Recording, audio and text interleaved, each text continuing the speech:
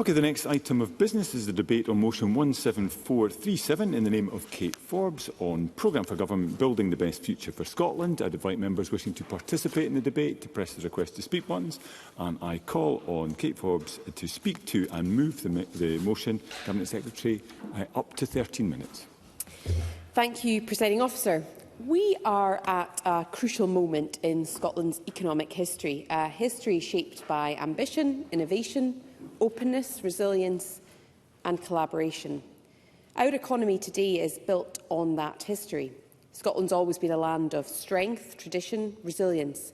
From our islands to our cities, our businesses and communities carry with us a spirit forged through centuries of challenge and change. The global economic system is undergoing a reset, with the IMF warning of slow growth due to escalating tariffs and related policy uncertainty. That economic instability causes anxiety. I will. Kevin Stewart. Economic uncertainty is not good for anyone. I wrote to the Prime Minister recently about the impact of the energy profit levy, and today Harbour Energy has announced it will cut 250 onshore jobs in Aberdeen because of the UK Government's, and I quote, ongoing punitive fiscal position and challenging regulatory environment. Will the Cabinet Secretary, will the Deputy First Minister get on to the UK Government, calling for them to change their fiscal regime and to save jobs in Aberdeen and the north east of Scotland? Deputy First Minister. Well, can I express my huge sympathy to those who are facing job loss today? Kevin Stewart referenced several hundred jobs there in onshore jobs who are currently facing loss, and we are willing to work with the employers and the wider sector to look at how we support the wider industry. We recognise the point that Kevin Stewart has mentioned in terms of the impact of the energy profit levy, and of course we will always stand on the side of Scottish industry and Scottish jobs, and I am happy to explore with my UK Government counterparts what we can do to support those jobs and the wider sector, because we understand that for there to be a just transition, it does need to be a transition, and we cannot abandon people as previous Prime Ministers have done.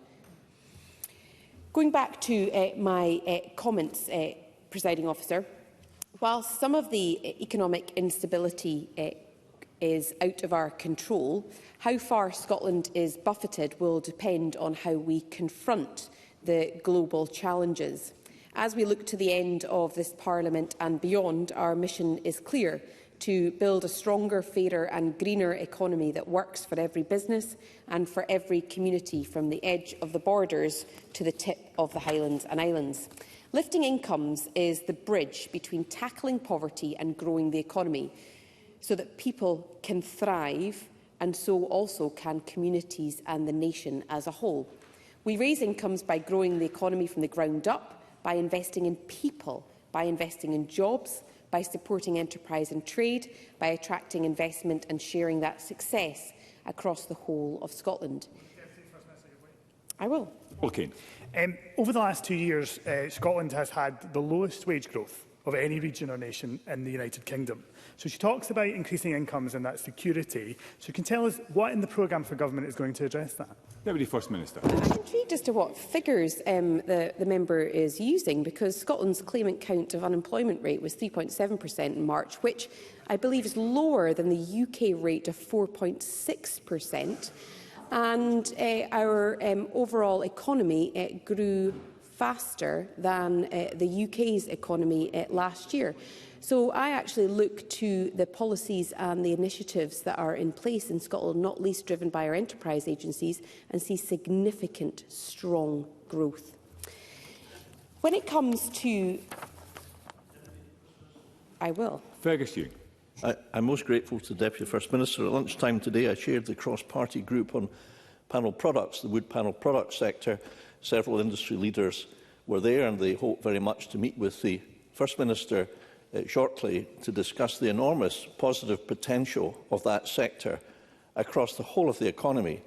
contributing around £200,000 per annum GVA per person in employment, and where there has been some of the very largest investments in West Fraser, as the Deputy First Minister will know.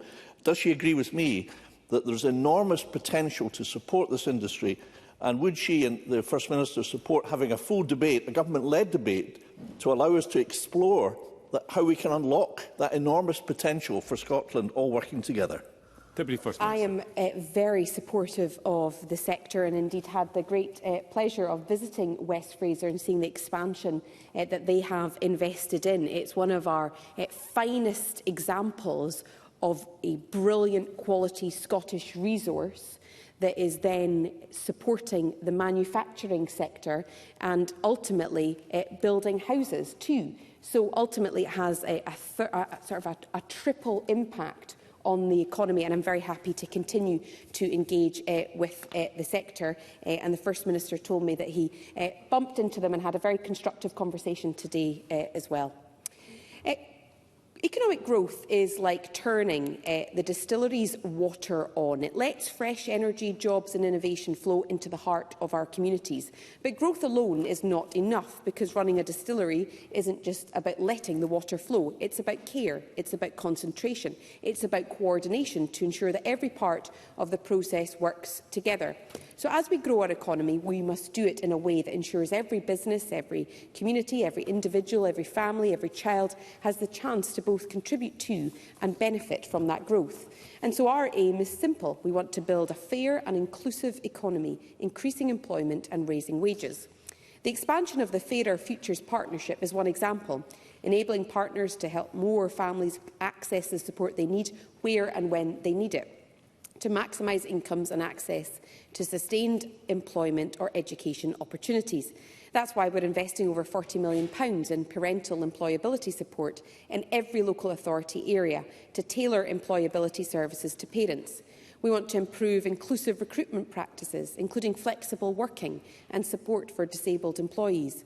And while this government will continue to create opportunities and roll out support for disabled people, like our recent national rollout of the pension age disability payment, we also continue to call on the UK government to immediately drop its cruel benefit cuts, which target the most vulnerable in our communities. This government is unashamedly investing in those communities that the Labour government seeks to penalise. It's why we've committed to supporting disabled people to move into sustainable employment through specialist employability support from summer 25 across all 32 local authority areas, supporting closer working between employability provision and employers. I will. Pam Duncan-Glancy. I thank the Deputy First Minister for taking that intervention. Will she therefore share a concern of mine that a really successful programme for supporting disabled people into employment in Glasgow through Glasgow Centre for Inclusive Living has not been able to have as many internships for disabled people in the NHS this year as a result of what they've been told is recruitment freezes? And what could the Deputy First Minister do with me to help address that? Deputy First Minister. Well, the examples that she cites in terms of those opportunities are precisely the kind of opportunities that we are supporting and that we are keen to continue to support. And the support I just outlined in terms of employability support is very much focused on maximising the opportunities for disabled people. So I'm happy to look at the very specifics if she'll share some more information with me, but I know the Cabinet Secretary for Health is already aware of it. We are committed to helping hard-pressed families with the costs of childcare as well, because once in work, ensuring that people continue to get the right support and skills to flourish is a key part of our plans for growth. This coming year will create even more funded breakfast, after school and holiday club places for families who need it through a £3 million Bright Start Breakfast Fund and expanding the Extra Time programme. The new approach to national skills planning means that employers, colleges, universities and others come together to ensure that post-school provision becomes more responsive to our economy's needs and priorities. A really brief one. Pam Duncan-Glancy. Thank you, Deputy First Minister. This morning, Skills Development Scotland said in evidence to committee on the Government's plans for skills reform that they, and I quote, believe that the timelines for current reform mean that any benefit or unintended consequences of the programme will not be understood for a decade. Deputy First Minister. Well, I disagree with that, because whilst we are working to reform and future-proof the system on a long-term basis, we are acting right now to support more immediate skills needs. And I'm particularly pleased with some of the commitments in the programme for government, not least the £2 million for the Clyde Maritime Cluster, which are specifically designed to support people who are furthest from the job market into skilled employment, working with the private sector. Presiding Officer, the country of Adam Smith has always looked outwards. When our economy grows, we don't just create wealth, we export our creativity and turn those global connections into local opportunity. We boast many global economic strengths: renewable energy, the world-leading financial services sector, whisky exports, advanced manufacturing, life sciences and tech innovation, for example. That global image blends rich culture and heritage, innovation, resilience, natural beauty and top-class food and drink, attracting millions of tourists, investors and international connections to this country. And I am immensely proud in this country of what our businesses and our communities achieve. As well as trading outwards, we welcome investment inwards. We understand that we won't achieve our ambitions for growing the economy or tackling the climate emergency or reducing child poverty or improving public services without investment flowing into Scotland as well. We're already a prime destination for capital investment. We continue to be the most attractive place in the UK for inward investment outside of London and the South East for multiple years in a row. In other words, investors have confidence in the Scottish economy. Just last month, I was at Glasgow Airport welcoming the £1.5 billion investment being made by PSP Investments and Avi Alliance into AGS airports. So we're taking an investor-friendly approach to a globally competitive destination, engaging with priority investors alongside the Scottish National Investment Bank to send a clear signal that Scotland offers huge opportunities and the right conditions for investment. And this coming year, we'll launch Invest Scotland to showcase significant investment opportunities building on the First Minister's Global Offshore Wind Investment Forum, as well as implementing the recommendations of the Housing Investment Task Force. We have a critical role in making it easier to support local domestic business as well, providing certainty and stability to taxpayers. And will provide further certainty and stability by supporting better engagement, robust business and regulatory impact assessments, and reaffirming our commitment to no further divergence from UK Government income tax policy for the rest of this Parliament, ensuring that the majority of Scottish taxpayers continue to pay less income tax than those in the rest of the UK. The programme for government sets out a range of planning commitments, such as reversing the decline in professional planners working in public authorities and tackling delays through the Planning Hub to help tackle poverty through good new homes and making our communities more attractive and sustainable places to live and do business. Our three enterprise agencies are cornerstones to our efforts to develop Scotland's entrepreneurial strengths, boosting innovation. The figures are remarkable. Last year alone, they supported the creation or safeguarding of over 19,600 jobs and unlocked a record £2.3 billion of planned capital investment. And so, Presiding Officer, as I draw my comments to a close, we are very clear in this debate that our actions to support the economy are a means of tackling poverty, and the two things go hand in hand. We're proud of our strengths and we're proud of the progress we are making on reducing poverty. Thank you, Deputy First Minister. If you can move the motion. Thank you very much indeed. Just to advise the Chamber, there is no time in hand and therefore members will require to stick to their speaking allocations. I call Murdo Fraser to speak to and move Amendment 17437.4 up to 9 minutes. Mr Fraser. Thank you, Presiding Officer. And can I start by reminding members of my register of interests in relation to the income I derive from property rental and also my connection with the Scotch Whisky Association. Presiding Officer, yesterday's programme for government was a real opportunity for this Scottish Government to put growth back at the heart of the political agenda. For years, in coalition with the anti-growth Green Party, it was a subject they didn't even want to mention. Fortunately, now at least they are prepared to talk about growth, although there's a huge mismatch between the rhetoric and the actual delivery. Now, we should all agree, Presiding Officer, that growth is important.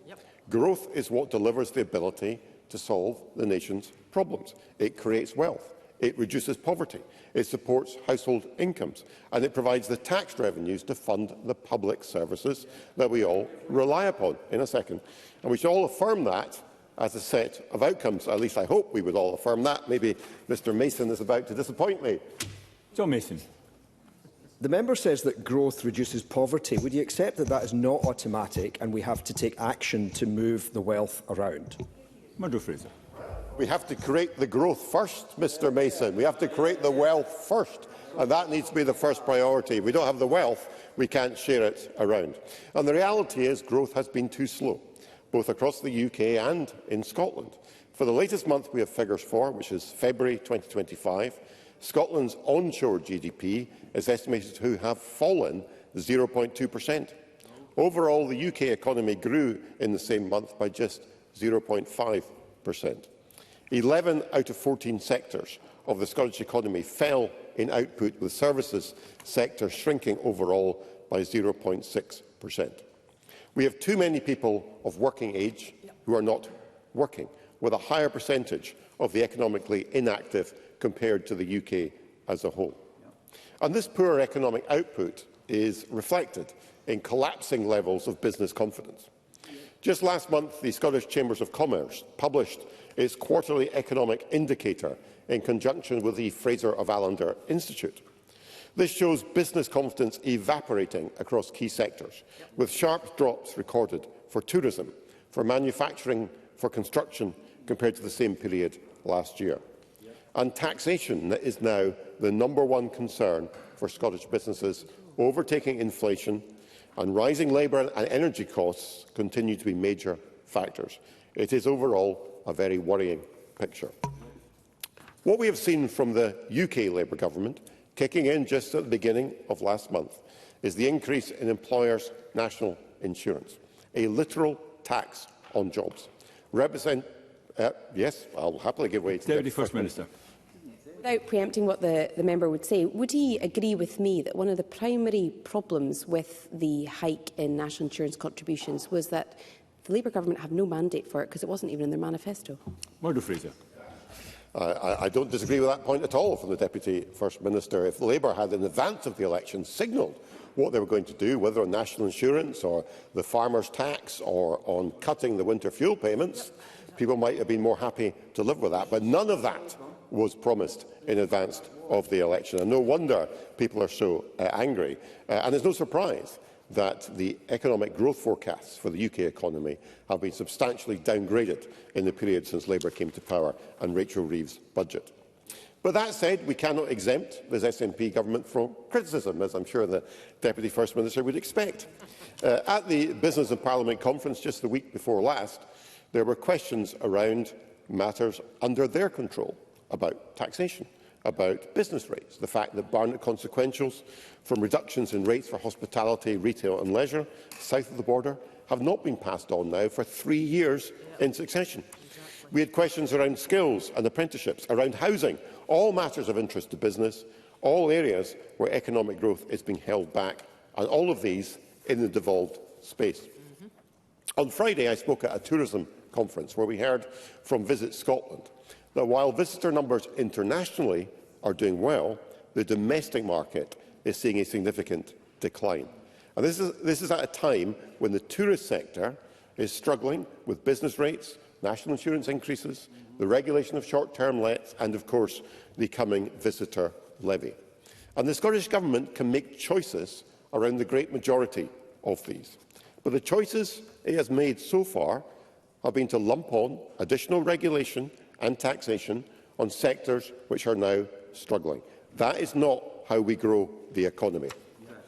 Now, at the same time, previous SNP decisions around rent controls have seen the loss of what is estimated to be in excess of £3 billion of investment in the build-to-rent sector. At a time we have let me just make this point, I'll give way.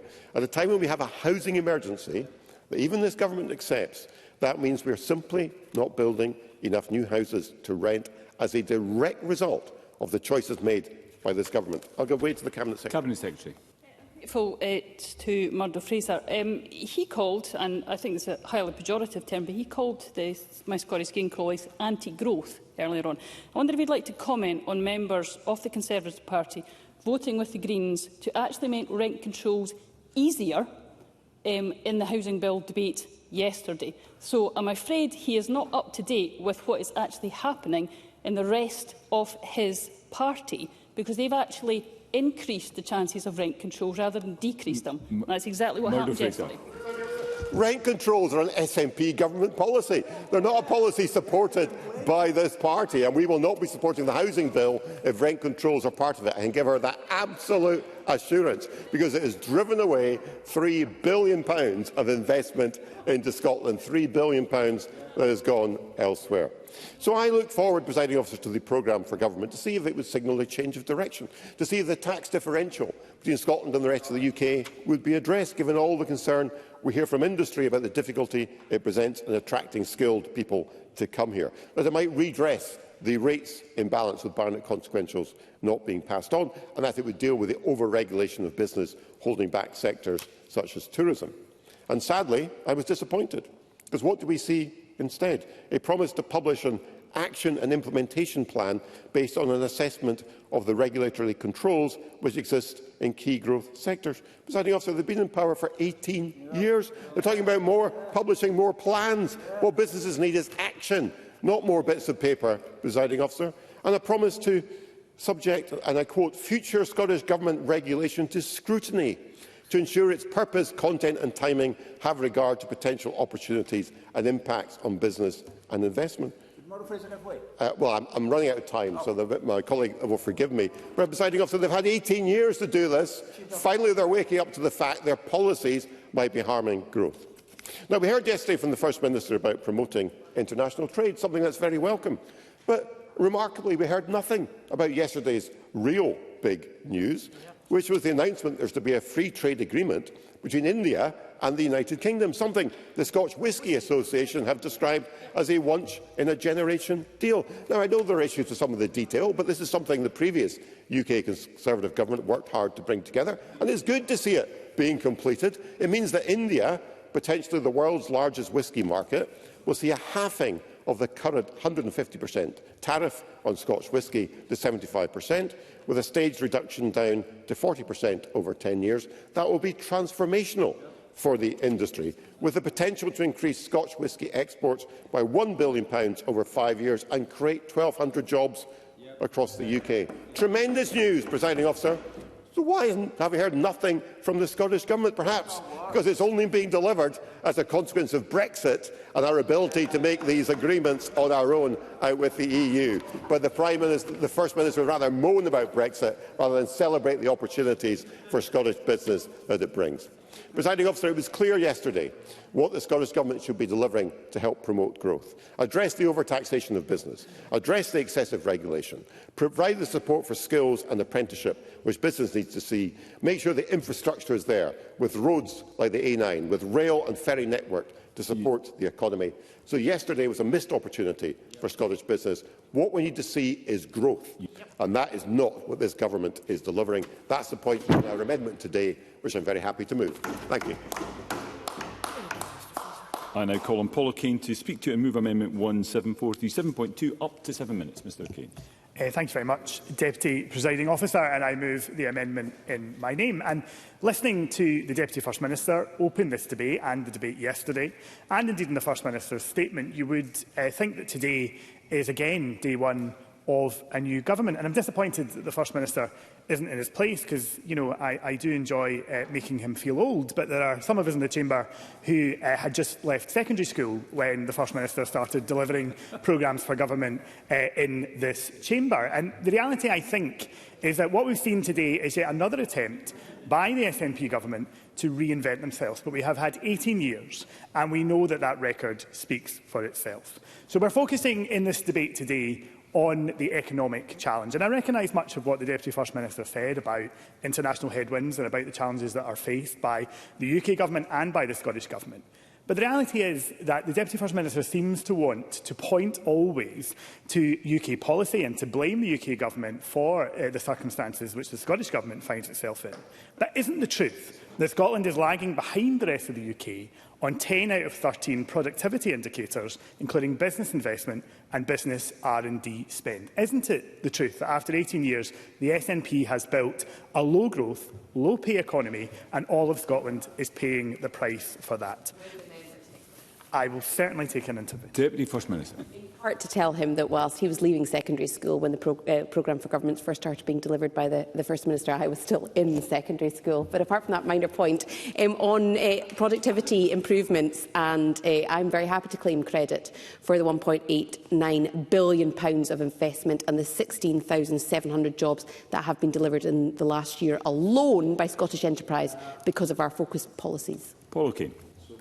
Well, I did in no way meant to make the Deputy First Minister feel old, because she certainly is not. But the reality is she has experienced those 18 years as well, and she supported her party through that. So she must take some ownership of it. And I'm just coming on to talk about the point on wages, because I felt when I intervened on the Deputy First Minister, she was unable to answer the point about Scotland having that lower wage growth than the rest of the UK. And I think it's something that has to be faced up. These are based on her own government's figures that have shown, indeed, that wage growth has not kept pace with other nations and regions within the United Kingdom. So there is a serious concern on that front. I'm happy to take Liz Smith. Liz Smith.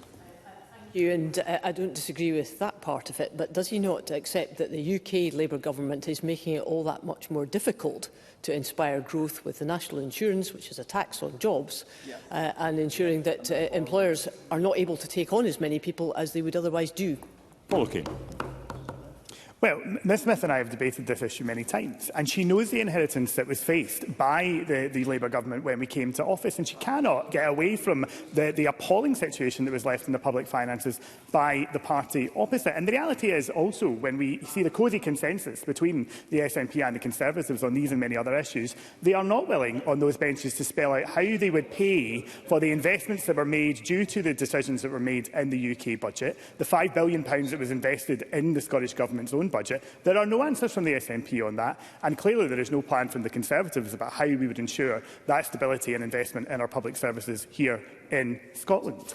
So, Presiding Officer, we seek today to debate not only the economy, but the economy as a strong underpinning to ensure that we can invest in a more socially just and a fairer Scotland. And those are noble ambitions, and they're ambitions that have been held, I think, by this government for 18 years. But what we have seen is a lack of progress and a lack of achievement in that space. And I think it's very telling that, for example, the WISE Group have noted their concerns about the structural problems there are within public services in Scotland. And I appreciate the Liberal Democrats have covered much of this in their amendment, but I do think it is worth referencing, because they have said too often people experience services not as a safety net, but as a maze. We've spent years trying to define and redefine poverty, when in truth we know what needs to happen, and we learn by doing. And they've spoken about investing in public sector reform, investing in the... I'll just finish this point and then I'll take the Cabinet Secretary. Investing in public sector reform, investing in services around people, investing in relationships, not just transactions, and focusing on what works. And I'm happy to take the Cabinet Secretary. Briefly, Cabinet Secretary. Grateful to Paul O'Kane for giving way. He will then, I hope, welcome the near £2 million which the Scottish Government recently invested in the WISE Group to assist in exactly that work that they have been doing exceptionally well, and welcome the focus that the First Minister has put on whole family support and the expansion of the Fairer Futures partnerships to do exactly what Mr O'Kane is looking at, public service reform. Paul O'Kane. Well, of course, I welcome investment in things like relational mentoring, which are extremely important. But the point I think the WISE Group are trying to make is that after 18 years of this government, there is still serious challenges in terms of how public services are delivered, in terms of who we know is in need of support, and how that support is pushed down into communities more widely. Because the reality is, yesterday the First Minister concluded his statement by saying that the government would be centred on delivery and providing hope. So you really do have to ask yourself, Presiding Officer, what have they been doing for 18 years, if only now, 1 year from an election, they are centred on delivery and focusing on hope. And they would forgive people for thinking that the hope and optimism that was felt by many people in 2007 might now be realised. And after all of the reports all the independent inquiries, all the working groups and pilots and consultations that the government put forward over that 18-year period, perhaps the radical reform required might finally be around the corner. But I don't think anyone is holding their breath for the sorts of reforms that are required. Because we know, and we have heard in this debate already and in the debate yesterday, the litany of broken promises from this government over 18 years. The challenges that exist in our NHS, the challenges that exist in education, the challenges that exist in terms of delivering a social security system that works. And this programme for government, this last programme for government before an election, is devoid of change. It is devoid of policies that will actually make a tangible difference in terms of the issues that have been raised by the WISE Group and by many others. Because there are no new promises and no clear actions to end what has become a managed decline. Because if the SNP had the ideas in order to fix the crisis in our NHS, the housing emergency, raise attainment and stop violence in schools, they would have delivered them by now. It is clear, Presiding Officer, that this SNP government has lost its way, and its own incompetence has cost the people of Scotland dearly. That is the reality that we are faced with. It is the reality the people of Scotland will be faced with in 12 months' time. And it is clear that we can no longer have sticking plaster solutions. We need a new direction for Scotland. Thank you, Deputy Presiding Officer. Thank you, Mr O'Kane. I now call on Lorna Slater to speak to and move Amendment 17437.3 up to 6 minutes. Ms Slater. Thank you, Presiding Officer. I move the amendment in my name. We all accept that we are living in uncertain times, from Donald Trump to war in Europe, Palestine and now potentially Kashmir, and then looking ahead to the impacts of climate change. This increase in armed conflict is a glimpse of things to come. As the breakdown of our climate progresses, the Earth's resources become scarcer and our planet heats up. The Scottish Government cannot be timid in its response to the challenges we face. We are facing profound threats and we need profound answers. It isn't enough to try and do the same thing faster with ever-reducing resources. Business as usual is not only alienating a significant proportion of our society, driving them into the arms of the far right, it isn't reducing emissions fast enough to prevent the collapse of our environment. It is possible to build a fairer and greener Scotland, and we need a brave and bold government to do so. Greener means rapidly reducing emissions, in line with the advice from the Climate Change Committee, and restoring our depleted nature. Fairer means redistributing wealth and opportunity so that homes are affordable, work pays fair wages, and ensuring that our social security net allows everyone to live with dignity.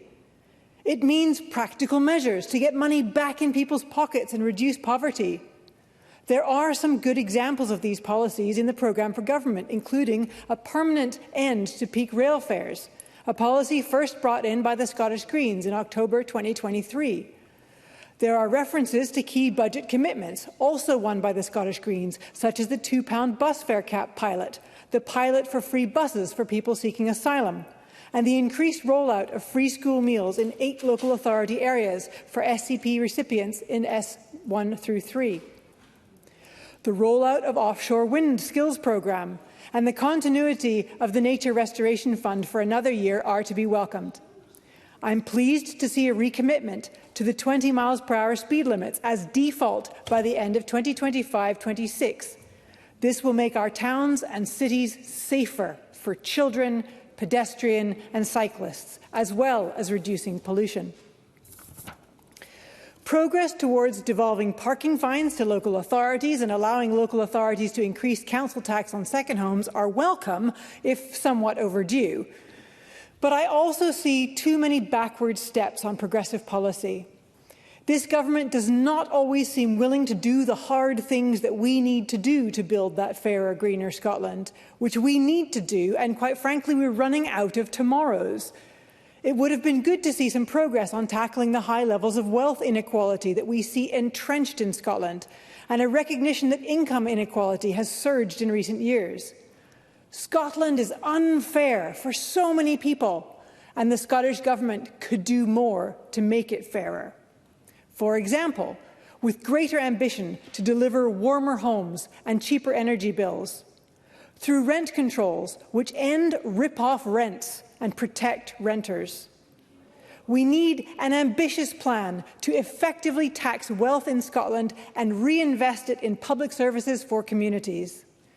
We need cheaper bus fares, cheaper fares across all public transport. Capped bus fares would go a long way to delivering this. I am particularly disappointed that the car kilometre reduction target has been scrapped. This was a target that could have been met, but the Scottish Government was never bothered to put in place a plan to follow through and make the effort. We cannot get people out of their cars while buses remain unreliable or unavailable and trains remain so expensive. The watering down of our ambitions to make homes cheaper and cleaner to heat will make it impossible to meet our 2045 net zero target unless we make up the difference in other sectors. Is the Scottish Government really going to go that much further and faster on emissions reductions in agriculture and transport to make up the difference for what it's not going to achieve in housing? With the world and the climate in crisis, people across Scotland want reassurances that the government is still on their side. And that can't come from broken promises and scrapped commitments. From ditching plans to ban so-called conversion therapy and the long-awaited misogyny bill, to rolling back on urgent climate action, this is not the programme for government that Scotland needs. The Scottish Government can do better than this, and the Scottish Greens will keep pushing them to do so. Thank you. I now call on Jamie Green to speak to and move Amendment 17437.1. Again, up to 6 minutes. Mr Green. Thank you, Deputy Presiding Officer. I'm going to talk about two very different but vital strategies in how we tackle poverty in Scotland during my remarks today. In my opening comments, I'm going to focus on something that others have, and that's economic growth. In my closing comments, I'm going to focus more on wider public sector reform that I think is needed to actually target poverty. To be honest, when I read the government's motion today, I was disappointed, to say the least, because it does talk about reducing child poverty, but it doesn't really say how it's going to do it. It does talk about improving living standards, but it doesn't mention Scotland's growing housing emergency and crisis. It does talk about growing the economy, but it doesn't actually detail how it's going to do it. And neither in anywhere of the government's 160-word motion was there any mention of the crisis in Scotland's NHS, on the NHS waiting times, the A&E missed targets, and the postcode lottery that is accessing dental care. There was nothing in its motion that talked about the growing attainment gap, which has gone from 3.7% to 4.3% in just a year. There was nothing in its motion that talked about falling police numbers, where we've lost over 1,000 police officers since the creation of Police Scotland itself. And there was nothing in it about infrastructure, for example, the government's failure to dual the A9. There was nothing in its motion that talks about how it's going to tackle our drugs and alcohol death crisis as well. Alcohol deaths are now at a 15-year high, Presiding Officer, and Scotland's drug deaths are still the highest in Europe. There was nothing in its motion about any of that. It doesn't surprise me, but all of that matters. It matters because, as I will talk about, it is those interactions with public services that our constituents are most likely to interact with the Scottish Government's policies. Those are the touch points that I will in a second. Those are the touch points that help them improve their lives and live healthier, happier, safer and more prosperous lives. So when it comes to the Scottish Government's defining mission of eradicating poverty, and particularly child poverty, which the First Minister said is his own personal career-defining mission, I am not exactly filled with confidence. Happy to give way to the member. Briefly, Fergus Ewing. The member mentioned the A9. Does he agree with me that since the capital budget is now £7 billion and the plan for the A9 and the A96 and their bypass would involve just over half of that combined, and that's the annual figure, £7 billion over the next 10 years, there is more than enough money in that capital budget to fund the dualling of the A9 and the Nairn bypass. Jamie Green. I couldn't agree more. It should have been done years ago. The member knows my position on that, and I'm sure he agrees with it. And he's in the same political party as the front bench, so perhaps he can put as much pressure as he can on them to fulfil that obligation, because infrastructure is absolutely key. Digital infrastructure, road infrastructure, transport infrastructure, all of it's necessary for economic growth. The problem is, how do we solve a systemic problem like child poverty, which is an admirable ambition. And I've long held the belief, mostly born out of life experience rather than just political ideology, that it is both economic growth and opportunity which are the key routes out of poverty. Because we need to be growing our economy by far more than just 1% per year. Whether that's a couple of percentage points either side of the UK average is irrelevant. It needs to be grown in double-digit figures to result the sort of growth to the tax base that we need to improve public services. We need three things to happen: more businesses, more jobs and better wage growth. But all three of those must happen. Success in just one of them alone will not suffice. It's no coincidence that the three opposition amendments today stress the importance of economic growth as part of that national mission. But also it is my view that the programme for government should have been defining as a government how they will advance the Scottish economy, not just grow it, how we will actually tackle those skill shortages that we all know exist in many sectors, how it will actually invest in the industries of the future. It's all very well name-dropping them: life sciences, precision manufacturing, aerospace, renewables. But that's not the same as actually doing something about growing them and attracting investment into the country. And we know that because these are our USP industries. These are the business leaders who are saying to us that they want government to help them grow, not hinder its growth. Well, not everyone will want to go into those industries of the future. I understand that. Many young people, particularly from deprived communities, may not see a route or a path to those. But they still deserve life chances. But on the other side of that coin, how can you become a barber or a plumber or an electrician or a welder if the training is not there, or if those large employers are not there in your region to attract apprentices? In the economy debate we had last week, I pointed out that over 1,000 jobs have been lost in Inverclyde. How is that going to help eradicate child poverty? Presiding Officer, in my closing comments, I'll talk a little bit more about some of that public sector reform that was mentioned by Paul O'Kane and is documented by the WISE Group. I think there's some really interesting points that we should be talking about there. But I don't think we can eradicate fully child poverty in Scotland until we talk about the economic growth that is required to fund the tackling of it. And that includes investing in new and emerging industries and markets. It does mean developing our workforce, and I cannot stress that enough. And it does mean investing in digital, in transport and in infrastructure, and of course building more houses, which is the last point of my amendment. We absolutely need more affordable, safe, clean and warm houses in Scotland. And it's an absolute shame to this government that there are 10,000 people living in temporary accommodation in modern-day Scotland. And that has to be a focus, and that was not in the motion either. And it's for that reason that we will not support the government's motion today, and I urge members to support my amendment. Thank you, Mr Graham. We now move to the open debate. I call first Christine Graham to be followed by Stephen Kerr. Up to 6 minutes. Ms Graham. Thank you very much, Deputy Presiding Officer. What I hear from the opposition benches is the false claim that Scotland has the highest income tax in the UK. In fact, most pay less here than in England, and the same is true of council tax, some 30% lower here. In a moment. The elephant in the room, of course, is the hike in employers' national insurance. That tax on jobs, estimated to cost, as one employer put it, an extra £400,000 per annum increase on his wage bill and will cost jobs. And indeed, the OBR has predicted 60% of these increased costs will be passed to consumers. It also has a devastating impact on the voluntary sector. SCVO estimates an additional cost to the sector of £75 million. Add in winter fuel allowance cuts and farmers' inheritance tax, threatening the very basis of our food sustainability, all not in Labour's manifesto, and no wonder they had a kicking in the recent council elections. But back to what the Scottish taxpayer gets for their money, and Murdo Fraser can take as read that I know and recognise we need a thriving economy to fund social justice, but that will be my focus.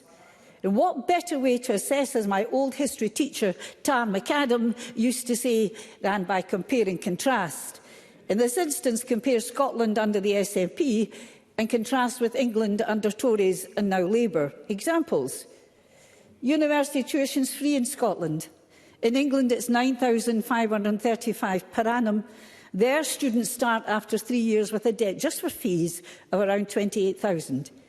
Delivering free childcare for all 3- and 4-year-olds and eligible 2-year-olds, 1,140 hours. Contrast that with England. Broadly, it's only for all 3- and 4-year-olds, and it's only 570 hours. Keeping 40,000 children out of poverty by providing the Scottish Child Payment, £27.15 per week for every child under 16 in a qualifying household.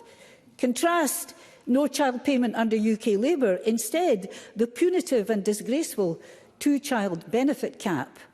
For the older generation, all pensioners here will receive at least a £100 winter fuel payment, and those in pension credit, which is UK run, that's £300. Contrast that with England. Only those in pension credit get anything. The majority are left out in the cold. We are investing in a fairer social security system, helping people into work and have 16 more benefits than available in England.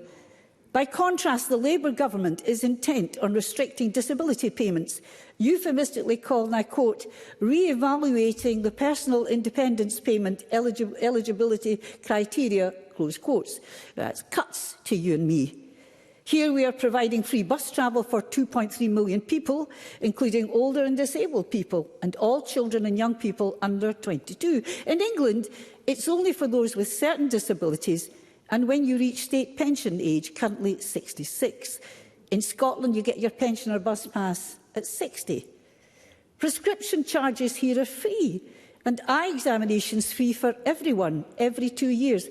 Prescription charges in England are £9.90 per annum, per item. £9.90 per item in England.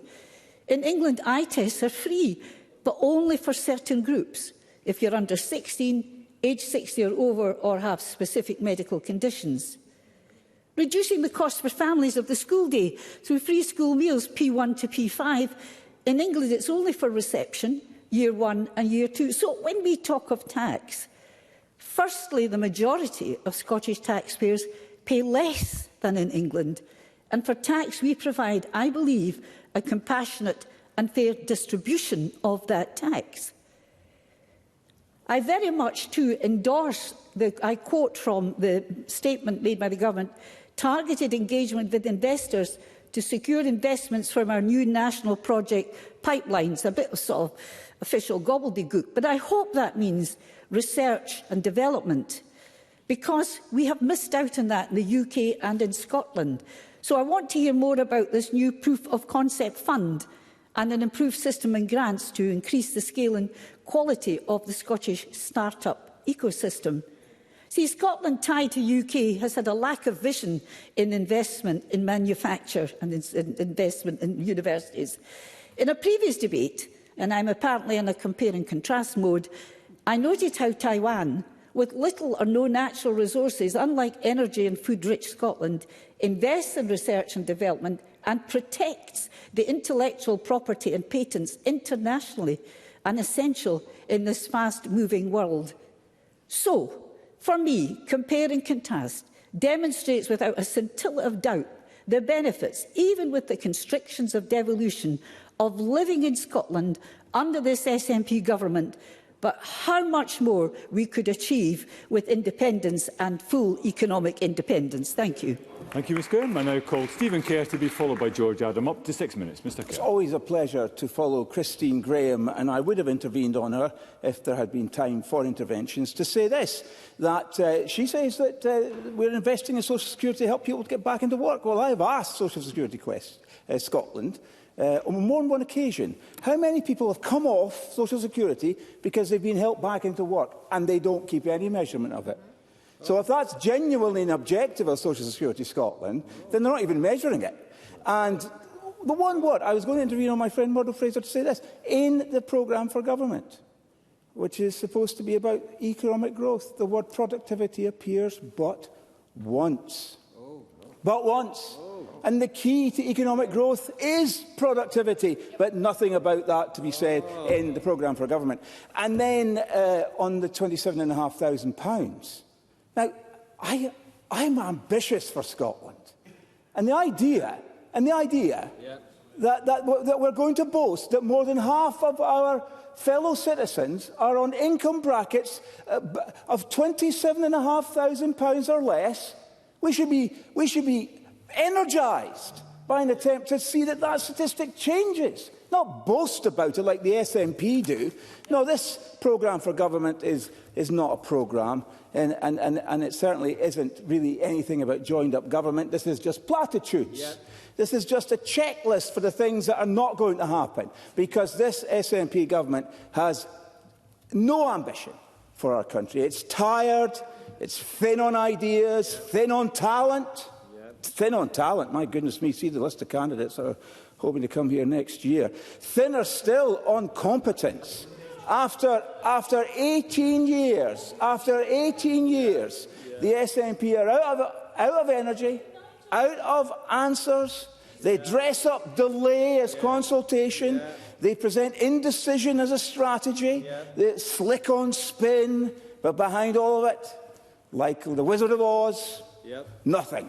A vacuum where action should be. I'll give way. Michelle Thompson. Thank you very much for giving way, but I think we always need to remember it's the public who will vote, and I'm sure he would have enjoyed, as I did today, looking at the current poll ratings. So clearly the public are predicted to vote with their feet and vote to put the SNP by a country mile with the largest number of MSPs, unlike his own party. Can I please remind the Chamber about electioneering within the Chamber? Stephen Kerr. Well, that's a fantastic display of hubris from Michelle Thompson. Let's see what happens when they open the ballot boxes and count the votes. That's what I say. Because this is a government clinging to office, not one capable of delivering for the people of Scotland. Because it's another year, another plan, yet another plan, and it's just all kicking the can down the road. Another bunch of summits, more task forces, more reviews. The SNP can't govern. So they hide, as they always have done, behind process. But Scotland can't afford to wait, because if this programme for government really is about economic growth, then it fails on that fundamental test, because it does not put economic growth at its heart. Now, every good outcome that this Parliament wants to see, lower poverty, better public services, greater social justice, depends on a growing economy. Because without growth, there are no resources. Without growth, there is no hope. And economic growth doesn't come from press releases or speeches. It certainly doesn't come through increasing the burdens of taxation. It comes from enterprise, from the vision and determination who take risks, build businesses, create jobs, and contribute to the tax base. Now, the Deputy First Minister used to be someone that loved to talk about broadening the tax base, because at one point, not so distant past, she was someone that understood that the burden of tax as it stands in Scotland is a massive disincentive to the people who must take risks and build businesses and create jobs. Of course I will give way. Briefly, Deputy First Minister. What the member would say to the 250 people that are at risk of losing their jobs right now, today, from Harbour Energy, because of the energy profit levy that his government introduced? Stephen Kerr. I think it's well recorded what I thought about the excess profits, whatever it was called, levy, that the Labour government have only managed to increase the burden of and reduce all of the investment incentives around it. It's a disgrace. This is a Labour government that has, as typical of Labour governments, have no idea how to grow the economy. All they know how to do is grow indebtedness and grow the levels of tax and to boost inflation. And most critically of all, Labour governments always know how to increase unemployment, and that's what they're doing with their tax on jobs. So let me get back to the SNP. I think I'm running out of time, rather sadly, because I've got much more to say. But time being what it is in this chamber, there's no time for proper debate, so I'd love to have given way for more hubris from Michelle Thompson, for example. So let me simply say this. That after 18 years of failure, after 18 years of failure, after 18 years of broken promises, my goodness, these parties know about broken promises. After 18, you absolutely do on these benches. Blame shifters, the people that hide behind excuses. Scotland can do better, and is well captured in Murdo Fraser's amendment, because this is a country that's crying out for leadership that delivers and believes in, by the way, enterprise, rewards hard work, empowers every person to fulfil their potential. So it's time to turn the page on 18 wasted years of nationalist drift and get to work building a stronger, more dynamic country where opportunity, real opportunity. Thank you. Just a reminder to the Chamber, there is time for interventions. They will simply need to be included in the member's speaking allocation. What there isn't time for is electioneering. I call first George Adam, to be followed by Pam Duncan-Glancy. Up to 6 minutes, please. Thank you, Presiding Officer, as I take my time to get up, because according to Mr Kerr, I've got no energy left. But the difference is, I've got as much energy now as what I had the day I came in here, because I'm here for one reason: to help the people of Paisley and ensure that they get the chance for Scotland to be an independent country. So that will keep me energised every single day that I come into this chamber and every single debate.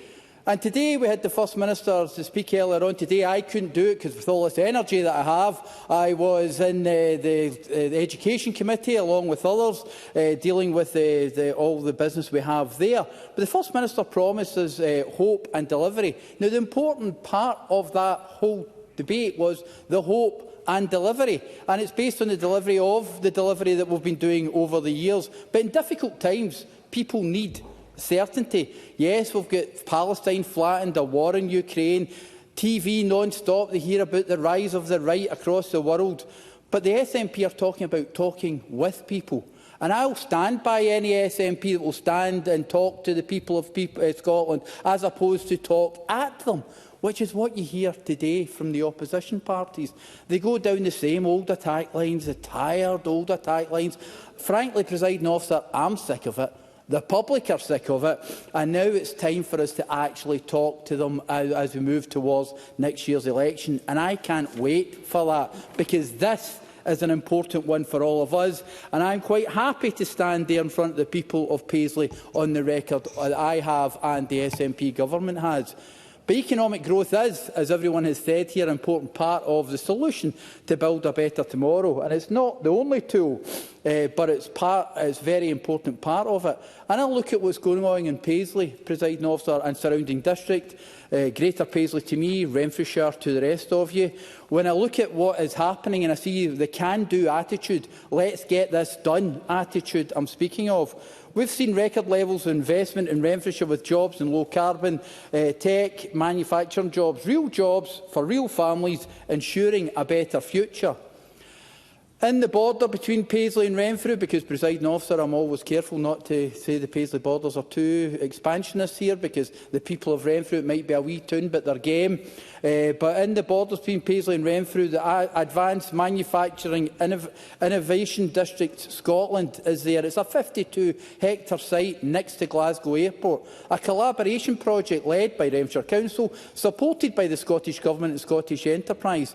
And the development is projected to create 6,000 new jobs and boost Scotland's manufacturing sector by £535 million. With a plethora of jobs in a plethora of sectors.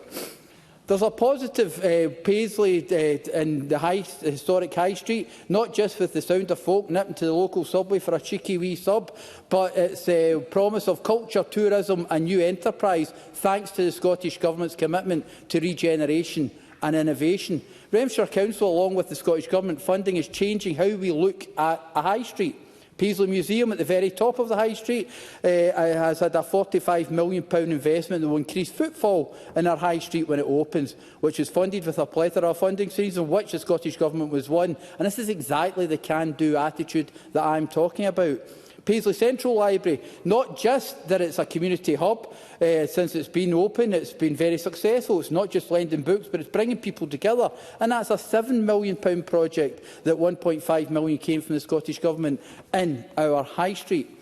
And right in the heart of the town, the George A. Clark Town Hall, that's its Sunday name, Presiding Officer, when it was opened 135 years ago. We just call it Paisley Town Hall. A £22 million investment by Renfrewshire Council that has brought our grand old town hall to the 21st century, ensuring that people can go to events and come to the heart of the centre of the universe in Paisley. But we cannot stop there. All this investment is fantastic and we need to bring more people to our town centre, but we must continue to look to the future. We have 2 shopping malls in the town, one that is successful and one less so. We need to take this investment further, invest in further town centre housing and look at some of the projects that are currently being developed as we speak. Because if we learn anything from the past, it's that you never finish with the work of regeneration, you just need to continue.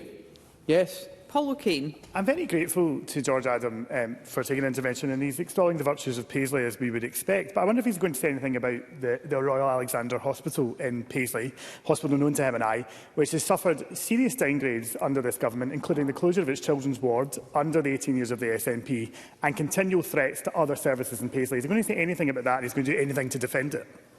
George Adam. Attack lines and not what the people of Paisley are wanting to listen to.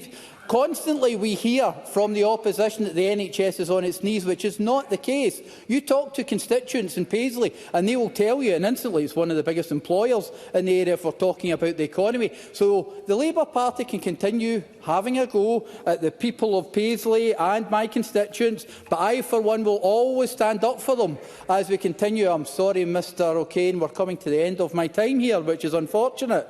Presiding officer, what we do have, we have the Tories crashing the economy with a trust budget. Labour shrugs and signs up to the Tory spending limits, and we, the Scottish Government, are left to pick up the pieces again. Even now, after everything, they cling to their broken promises and their broken rules, while the people of Paisley pay the price for the rising food costs, energy bills and stretched public services. Let's be blunt, Westminster doesn't work for Scotland, it's not even pretending anymore, and that's why independence is not a slogan, it's a necessity. It gives us the power to build a fairer economy, to end poverty, to take decisions about Scotland in Scotland. Thank you, and I call Pam Duncan-Glancy to be followed by Michelle Thompson. Thank you, Presiding Officer. The First Minister tells us this programme for government is about building Scotland's best future. But 18 years into this SNP government, Scotland's young people are still waiting for their future to begin. They were told education was the top priority. But instead of opportunity, they've been handed broken promises over and over again. And the result? 84,000 young people in Scotland are not in training, education or employment. I intervened earlier on the Deputy First Minister about the Government Skills Agency's view on the SNP's plans to fix this for training and skills. And in short, their view was that they fear it's not enough and unlikely to effect change for 10 years. In yesterday's programme for government, the First Minister spoke of returning to the ABCs of education. So I'd like to use my time to test the government further on this, because I believe education is fundamental to bringing and building a strong foundation for the future. The First Minister said A is for attainment and attendance. Yet more young people than ever before are leaving school with no qualifications. The attainment gap at higher level is growing, and the most disadvantaged young people are falling further behind. All the while, attendance is falling. But instead of bold action to address all of this, all we got was a campaign on attendance and sticking plasters, nothing that recognises the whole-scale systemic change needed to get young people back to school. And there is nothing of that scale on the B that the First Minister spoke about either: behaviour. Violence in classrooms is rising, and misogynistic abuse is growing. The government's new action plan on this hasn't even got as far as to define the problem, let alone solve it. Meanwhile, staff are burning out and children are suffering in silence. And finally, the First Minister said C is for curriculum. But what we've seen is a narrowing subject choice, under-resourced vocational routes and reform that has been delayed, diluted and discredited. And the government's announcements yesterday to rationalise qualifications have only added confusion and mistrust. And so, Presiding Officer, this brings me to a letter the First Minister didn't offer yesterday, D for delivery. So let's look at delivery on skills. Instead of delivering the skills we need, this government's presided over skills gaps in key areas of the economy. And colleges are pivotal to this. Yet the government calls them anchor institutions, yet decisions the SNP have taken have put colleges in crisis. Staffing has fallen by 28% since 2007. Enrolments dropped by 62,000 last year alone, and courses are being cut. This isn't renewal, it's managed decline, or worse, as one college leader said, unmanaged decline. We hear of pilot projects for offshore wind and engineering, but nothing, no vision to fix the college sector. All of this leaving thousands of young people from the poorest backgrounds and care experienced young people not in education, employment or training. And the Deputy First Minister mentioned today childcare. The Government promised transformational expansion, but instead costs for under-3s in Scotland remain higher than the average in the UK. Current provision, a pilot in 6 communities, falls short as a national policy reduced to a postcode lottery, and children with additional support needs struggle to access funded childcare at all. And on this, Presiding Officer, on ASN, the Government's approach, the delivery on this, has been branded intolerable. 1 in 3 pupils now has an additional support need, and in Glasgow, a report today says it's as high as half of all pupils. Yet the number of specialist teachers has plummeted. Teacher unions and third sector organisations have been warning of a crisis in ASN for years, and parents are at the end of their tether. Children are being denied support. They're being moved off NHS waiting lists for CAMHS and diverted to provision that is not NHS or statutory. They're left in limbo. And all the while, schools are being left to pick up the pieces. So when the First Minister says the programme for government is about fairness, let me be clear. There is no fairness without opportunity, and there is no opportunity without investment in education, in skills and in the people our children become. Once, Scotland's young people had access to a world-class education system, but now they're subject to patchwork of pilots, hollowed-out colleges, missed targets and rebrands, not reforms.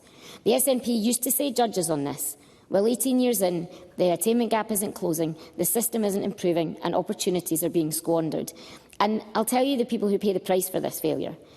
The pupil sitting in a crowded classroom without a support teacher. A teenager leaving school with no qualifications and no next steps. A young adult turned away from a college because the course has been cut. And these are not statistics. They are lives shaped by political choices. Presiding Officer, this programme for government could have been a turning point from all of this, a moment of honesty, a plan for recovery. But instead, it was more of the same, delay dressed up as delivery and slogans in place of solutions. Scotland's young people are ambitious, they are capable and they are brimming with potential. That's why Scottish Labour is clear. This cannot go on. The solutions have been proposed time and again, yet year after year, ministers choose to step back instead of step up. Education is the central task of government, because how we support young people today decides what kind of Scotland we wake up to tomorrow. That's why we would take education in a new direction. Scottish Labour would build a system that inspires young people to learn, to be curious and to progress, one that supports teachers to teach and learners to learn by rebuilding the support around young people, including in the health and care system, a system that prepares young people for the future with the skills they need for tomorrow's world of work. Most of all, Presiding Officer, a new direction for education is one that broadens horizons and smashes the glass, class and step ceiling in the way of spreading opportunity for all. Presiding Officer, if Scotland is to have the best future, then we must start by investing in all of the people who will shape it. We must act now, not with delay, not with deflection, but with determination, because that's what young people in Scotland deserve. Thank you, Presiding Officer. Thank you. And I call Michelle Thompson to be followed by Rhoda Grant. Thank you, Presiding Officer. And I welcome the programme for government, and perhaps it's no surprise the actions that will support growth in the economy. Having recently returned from Alberta, I'm more convinced than ever that Scotland needs more powers and more flexibility than is available under the current devolution arrangement. And of course, I want Scotland to be a normal, independent country. But if this institution is to be a devolved legislature, can it please have the same power as the Legislative Assembly there? They retain all the tax take from oil and gas, and have unlimited borrowing powers. And it's frankly ridiculous to pretend that Scotland, with its very restrictive regime, particularly in terms of capital borrowing, can fully address the great challenges ahead. Yes? Oh, right. I'll take Jamie since he was first. Jamie Green. I can thank the member for taking intervention, but since income tax was devolved to the Scottish Parliament, with that responsibility also comes the risk, and that's resulted in £3.3 billion of additional tax being raised through a tax divergence, but only £600 million net going to the Scottish budget due to slower economic performance. So you may want the powers, but you have to accept responsibility as well. Michelle Thompson. I appreciate the member's new in post and will still be getting his head round how exactly the fiscal framework works. That is a function of the fiscal framework. Now, I agree with the First Minister's statement yesterday that tariffs will impact directly on many Scottish exporters to the USA, whilst the US recession and a global trade war will have direct effects and indirect effects on almost every sector of the economy. This isn't something likely to be fixed by a bilateral trade deal between the US and the UK. The mood music, I would suggest, regarding a trade deal with the US is not good, and I agree with a recent review of the US Trade Policy Observatory, which is a joint initiative between the University of Sussex and Chatham House, that, and I quote, "A quick and economically significant outcome to US-UK trade negotiations seems unlikely." We know that the Trump administration has issued stringent guidelines to its negotiators as it moves away from multilateral to bilateral deals, and they're quite clear their aim is to increase US exports and decrease imports. However, another point that worries me, the alignment of US standards present a specific danger to Scottish product. Alignment with US standards would mean greater divergence with the EU, as well as potentially compromising our own standards, and not only in agriculture, creating a toxic mixture for Scotland's domestic and export businesses. Last week, during questions, I called for a review of our export strategy in the light of these international challenges, and so I'm therefore pleased to note a new 6-point export plan to enable Scottish exporters to diversify and grow markets. And I've written in the past about the need to fully utilise our Scottish business diaspora, and I look forward to the continued engagement with them as part of that export strategy. As someone who's regularly called for a greater recognition of and support for women in business, innovation and entrepreneurship, I was pleased to note that this was recognised by the First Minister and doubtless supported by the Deputy First Minister, whom I know shares a passion in this area. He talked about the launch of a new proof of concept fund with a focus on supporting the commercialisation of research projects with significant economic potential, including action to transform the number of women who start and scale up businesses.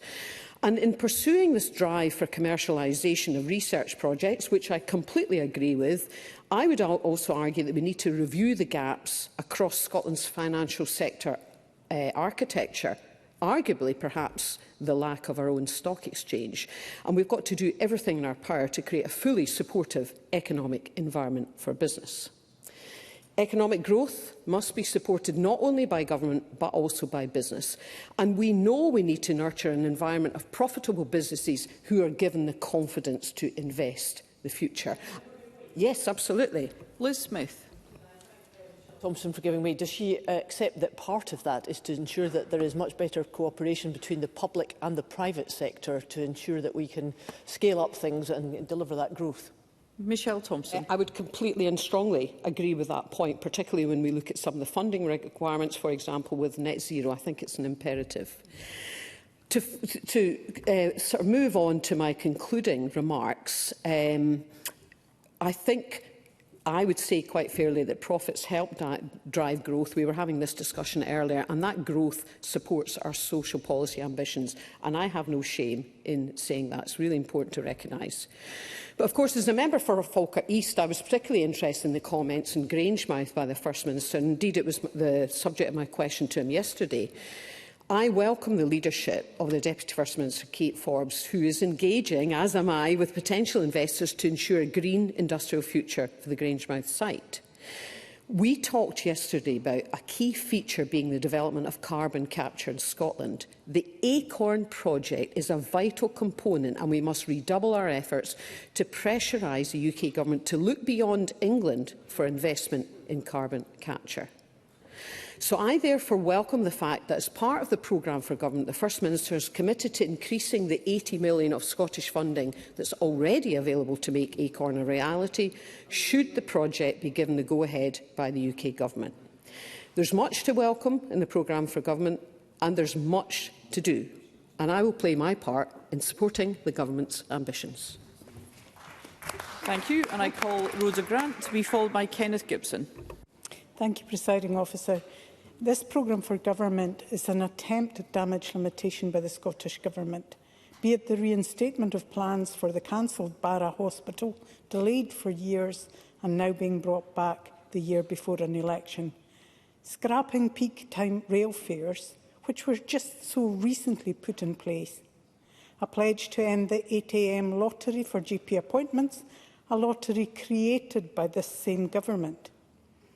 There's a commitment to continue to try and find a solution to the rest and be thankful. This was first promised in 2012. It became a manifesto pledge at subsequent Scottish Parliament elections. Promises made while at the same time presiding over a worsening situation. In reality, the programme for government is a long letter of apology and a promise to try harder. One apology that is especially galling for me is adding women to the protection of the hate crime bill 4 years too late. I put forward amendments to do this when the bill was going through the Parliament, as did Joanne Lamont. No, we were told misogyny was different. This government would legislate within a year and women would be protected. That has not happened. We suggested that women be covered by the hate crime bill and that protection could be removed when the misogyny bill came forward. But yet again, this common sense approach was dismissed. We were told the Scottish Government would make it a specific crime within a year. Now, 4 years later, they're taking the approach that we first of all recommended. These are 4 years where the incel culture is on the rise. Rape and all forms of violence against women are increasing. This protection is coming 4 years too late. Presiding Officer, this programme for government, in so much of its parts, is doing what we urged the Scottish Government to do years ago. They say imitation is the sincerest form of flattery, but sadly it's not flattering. It's just frustrating that we have a government that delays and prevaricates and has simply run out of ideas. Turning to the rural and islands part of the programme for government, it's also a rehash of broken promises, things that should have been delivered years ago. The promise of a Crofton bill, that was only promised last year, but not only promised last year, but in the last Parliament as well. And they shelved it in the last Parliament, saying they would bring it back early in this Parliament. And here we are, rushing complex legislation at the last gasp. And we also expect to see a timid bill that will not meet the aspirations of Crofton counties, meaning that the next Parliament will have to wrestle with this issue again. On land reform, we have a current bill that does not include the community or Crofton community's right to buy land. And we were told that this was because the Scottish Government were holding a review into the legislation. We then later discovered that this was an internal review into their own legislation. Now, in the programme for government, we learn that there will be a consultation on this. Why did that not happen before the land reform bill was brought forward? This is a half-baked bill going through Parliament, which in its current frame will make no change to land ownership patterns in Scotland. Is this government going to be responsible for even more depopulation by doing nothing to help our next generations to retain and remain on the land of their forefathers? Again, years ago, we passed temporary legislation to allow farmers to be paid following Brexit. We were told that that new legislation and a reform scheme would be brought forward at speed. We have had the enabling legislation, but no new scheme. And we all know the delay is because of the 200 million computer system which says no, another example of incompetence. Yet, in the programme for government, they boast that they will publish a rural development programme without apology for the delays. They must bring forward a rural development programme, but real change is impossible to achieve without the tools to do so. You can imagine I continued to read the document with increasing trepidation. My eyes fell on the words, building on having met all milestones set out in the delivery plan to dual the A9. The key delivery milestone was to complete the dualling of the A9 by this year. Yet the government sell as an achievement, albeit 10 years late. Presiding Officer, if this was not so serious, it would be a comedy sketch. And maybe can I say to Brian Adam that these are the same old attack lines, because these are the same old failures. Thank you. I now call Kenneth Gibson to be followed by Maurice Golden. Thank you, Presiding Officer, and I welcome the programme for government. It's always easy for any government or opposition to come up with myriad ideas of how to raise taxes and spend money. Indeed, were all demands for cash to be met, we would need a budget of billions of pounds greater than that which we have. I am therefore pleased that whilst the First Minister mentioned the crucial support his government provides directly to families, pensioners and our public services, the programme for government leads on the economy. After all, before one can redistribute wealth, it must first be created. Scotland's gross domestic product, the goods and services that we produce, has grown by 10.3% per person in Scotland since the SNP came to office in 2007, compared to 6.1% across the UK under Labour, Coalition and Tory governments. This clearly shows the benefits of SNP action in those areas of the economy where the devolution settlement enables us to act. For years, EY has consistently named Scotland as third amongst the 12 nations and regions of the UK after London and the South East in terms of attracting foreign direct investment.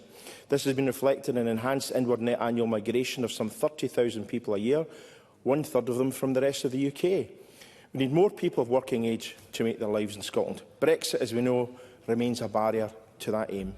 Nevertheless, we must strive to maintain global competitiveness, particularly in those industries where we excel, from life sciences and aerospace to food and drink. While trade barriers and tariffs risk real economic damage, these can be ameliorated to some degree by taking forward the new and ambitious programme of global engagement envisioned by the First Minister. This will showcase our domestic strengths, boost Scotland's profile and attract further investment to grow and raise living standards. The new 6-point export plan, I believe, is an exciting one, delivering an international growth support programme with grant support for ambitious Scottish companies, supporting sector export plans for technology, life sciences, renewables and hydrogen, to tackle and overcome sector-specific barriers, fund research and in-market promotion, while backing individual innovative companies. Bringing more global buyers and suppliers to Scotland through inward missions to showcase the strength of Scottish export potential and supply chains. Expanding Scottish Development International to help export-driven companies by scaling go-to-market advice. And increasing overseas missions where companies can get a deep understanding of the opportunities and meet buyers. Increasing funding for our international trade partnership programme with the Scottish Chambers of Commerce and expanding access to business membership organisations who can now bid for support for trade missions to established and emerging markets. Providing information, advice and support to Scottish companies keen to export to America, helping them maintain market share or build new North American business and develop a US export plan to identify those states which offer the best fit for Scottish exports. Last year, the Scottish Government initiated a coordinated programme to attract capital investment to Scotland, and this will be expanded by launching Invest Scotland, a new portal showcasing investment opportunities and information for investors, while providing a single point of entry to government and accelerating a targeted programme of proactive engagement with key capital investors. And my own constituency, XLCC, will bring 1,200 direct jobs, 2,300 additional to that through the Scottish supply chain, and a £2 billion investment to Hunterston by 2028. It's crucial to strengthen SDI's inward investment activity in Europe and the US by targeting Silicon Valley and other tech hubs and persuading them to bring scaling companies to Scotland. We also need to engage with global financial hubs to strengthen Scotland's fintech and financial services sector and leverage opportunities from SDI's partnership with the City of London Corporation. Seeking more co-investment from public and private pension funds into housing and businesses by working with the Scottish Local Government Pension Scheme to unlock resources is an area where I believe work must be accelerated, and I know that Deputy First Minister has been involved in that area. Scotland has long been renowned as a hub of innovation over generations. Our contribution to globally significant inventions and discoveries across myriad spheres is truly astounding. I'm delighted that Scottish ministers will continue to nurture and expand sectors which boost Scotland's profile as a modern, high-growth country, in particular tech and innovation, where our international reputation is excellent. Entrepreneurs are critical to our future prosperity, and the Scottish Government will support innovators, increase start-up creation, develop business clusters in innovative market areas and build on Scotland's expertise in critical technologies. The First Minister's Start-up Challenge is a bold initiative to encourage and support young people from disadvantaged or underrepresented backgrounds to help them start and scale innovative businesses through tailored ideation support, mentorship and grant funding. Women are the key to much of our future economic prosperity. Transforming the number of women who start and scale businesses by investing up to £6 million to implement Anna Stewart and Mark Logan's Pathways report, including a further round of competitive funding opportunities and the delivery of pre-start support, will boost female participation. Launching AI Scotland, a new national transformation programme founded on a partnership with business, academia, agencies and government, including a national AI adoption programme for SMEs, will keep Scotland at the cutting edge of the artificial intelligence revolution. Establishing a technology council of global businesses and academic experts to advise the government on applying and benefiting from emerging technologies, while delivering financial support and guidance will enable industry clusters to emerge, grow and remain internationally competitive. An increasing investment in Scottish Funding Council core research and innovation grants to more than £325 million this year will support the foundations of research in our universities, develop the talent pipeline, promote knowledge exchange and drive growth. Frankly, I want to see even greater prioritisation given to this area and provision of the skills we need to grow our economy. We need to train more apprentices in science, technology, engineering and mathematics, not least among women. Employability support and training to reduce the number of working-age people who are neither working in education or training is also critical. Whilst there has recently been a coordinated clamour for Scotland to widen the gap with the UK on benefit spending, the best way out of poverty and all the ills that come with it is well-paid employment, which we would never lose sight of. Presiding Officer, while we must work now within the straitjacket of devolution, ultimately we want to build an enterprising, outward-looking and compassionate Scotland which will flourish with the powers of independence, a nation which understands that the prosperity of a country rests on ensuring the prosperity of every single citizen. We would take a rightful place at the top table of Europe. Thank you, Presiding Officer. Thank you. And I call Maurice Golden to be followed by John Mason.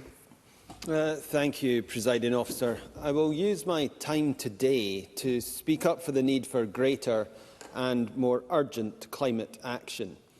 To their credit, the Scottish Government have included some action in the programme for government, such as a sizeable investment in energy efficiency measures and setting targets for installing clean heating systems. They are extending the Nature Restoration Fund and providing farmers with capital funding to achieve climate outcomes. There's more support for the transition to EV vehicles, at least in theory, and a new National Flood Advisory Service, similar to the calls I made for a unified body in the wake of the Storm Babette floods. These are all welcome measures, and I hope they all do some good. But the reality is, they don't amount to the transformational change we need to deliver net zero on time and build a circular economy. My concern is that governments are and will continue to face increasing pressure to avoid taking those difficult but necessary steps to keep us on track. Climate action is an issue where we had consensus on both the need for action and the price to pay should we fail. I say had consensus because the climate debate is changing. It's changing from how we act to if we act. That is not a debate we can afford, and it will come as a shock to many of those who thought the case for action backed by scientific consensus had been won. The effects of climate change will be felt everywhere, with serious and lasting consequences for our communities. So everyone needs to think about the question, what's worse? Being ambitious in our targets and policies, even if we might not always succeed, or stoking up a narrative against climate action. Let me be clear. I'm not for a moment suggesting the Scottish Government should get a free pass for failure. And I have and will continue to hold them to account when they don't live up to their promises. And I think the Scottish Government would expect me to do so. Such as when they failed their emissions targets 9 times in 13 years.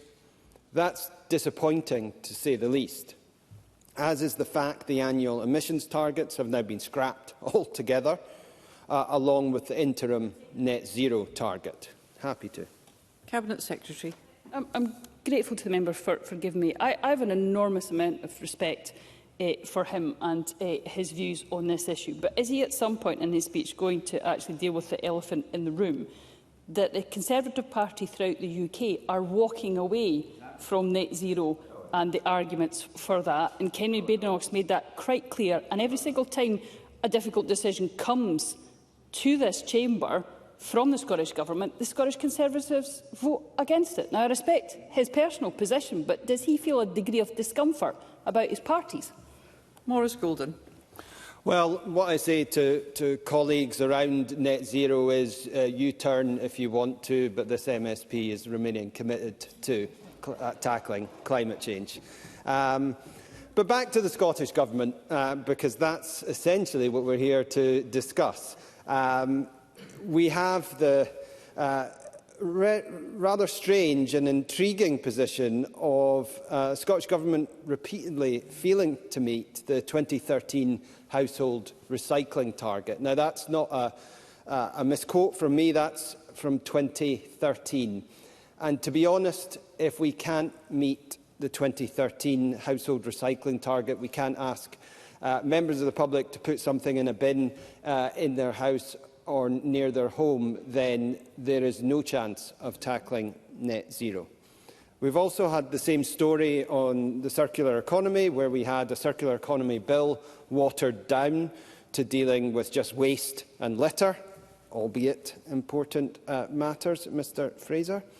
Meanwhile, incineration capacity is ballooning past the point where it makes sense. There's a long list of these failures, and just yesterday, Friends of the Earth Scotland felt compelled to say the Scottish Government was paying, and I quote, lip service to climate action. I'm calling this out to highlight the failure to make enough progress, because I said in last year's debate on growing the green economy, we can't expect the public to lend us their support or businesses to invest their money if they're unsure the government of the day will deliver. We've run out of time for yet more consultations, more roadmaps, more working groups, more talking shops and more strategies. And where there is action from the Scottish Government, it's too limited. Talk of a latte levy isn't going to create enough behaviour change for a circular economy, but what would be a game changer is throwing the full might of public procurement spend behind circular economy choices. Or look at Dundee's low emission zone. It's too small and doesn't cover the areas that would make the most difference, the outlying retail parks where people are doing most of their shopping. By focusing on a tiny area in the city centre, most of the behaviour change we're like to see is from taxi drivers. The rollout of thousands of double the cost of petrol electric charges disenfranchise all of those who can't charge at home, primarily the poorest in society. Presiding Officer, protecting our standard of living and providing for our children's future requires transformational climate action. I believe that's what the Scottish Government should deliver. Thank you. And I call John Mason. Thank you very much. If we start by looking at the economy, I would certainly be supportive of encouraging it to grow. There are many factors in getting this to happen, including having enough workers and workers with the appropriate skills, as well as making Scotland an attractive place to live and do business. In fact, Scotland is well thought of by many people around the world, where we are seen as an attractive place to live, with world-class universities, much innovative research, good environment, high-quality food and drink, great scenery, golf courses, the list goes on. We were reminded at the Finance Committee yesterday by the Scottish Human Rights Commission that governments have a duty to maximise resources available to them, and not just make cuts when in a tight financial situation. Let's remember that both Scotland and the UK are low-tax countries. When we look at other European countries like Denmark or Norway, we see higher levels of taxation and better quality public services. That scenario can also be attractive to businesses. And while we are talking about other countries, yes, let us welcome investment from overseas, but it does worry me how much of our whisky and salmon production is foreign-owned, and I am not sure we have got the balance right on that score. Another factor in growing our economy is whether we have enough people of working age. Some of the projections coming from the Scottish Fiscal Commission make concerning reading. Our population continues to age, so it is difficult to avoid the fact that we are going to need immigration for the foreseeable future. So growing the economy is fine, but we need to share out the benefits better than we have been doing. It is not automatic that poorer folk will benefit from growing the economy.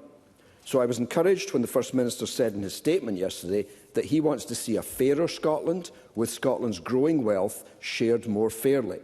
However, I was less clear how he proposes to do that.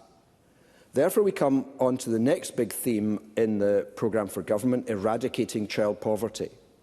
If we are to eradicate child poverty, then I suggest that we need to increase taxation. Clearly, we cannot do that in the current year 25-26, but in the next 12 months we should certainly push ahead with plans for replacing council tax and hopefully introducing a wealth tax. However, how we spend the money we have is crucial too. As the Scottish Federation of Housing Association points out in their briefing, more and better housing would make a major contribution to reducing child poverty. This Parliament and several councils have declared a housing emergency. But if we are serious about having a housing emergency, we have to put housing right at the top of the shopping list. And good projects like dualling the A9 should be postponed.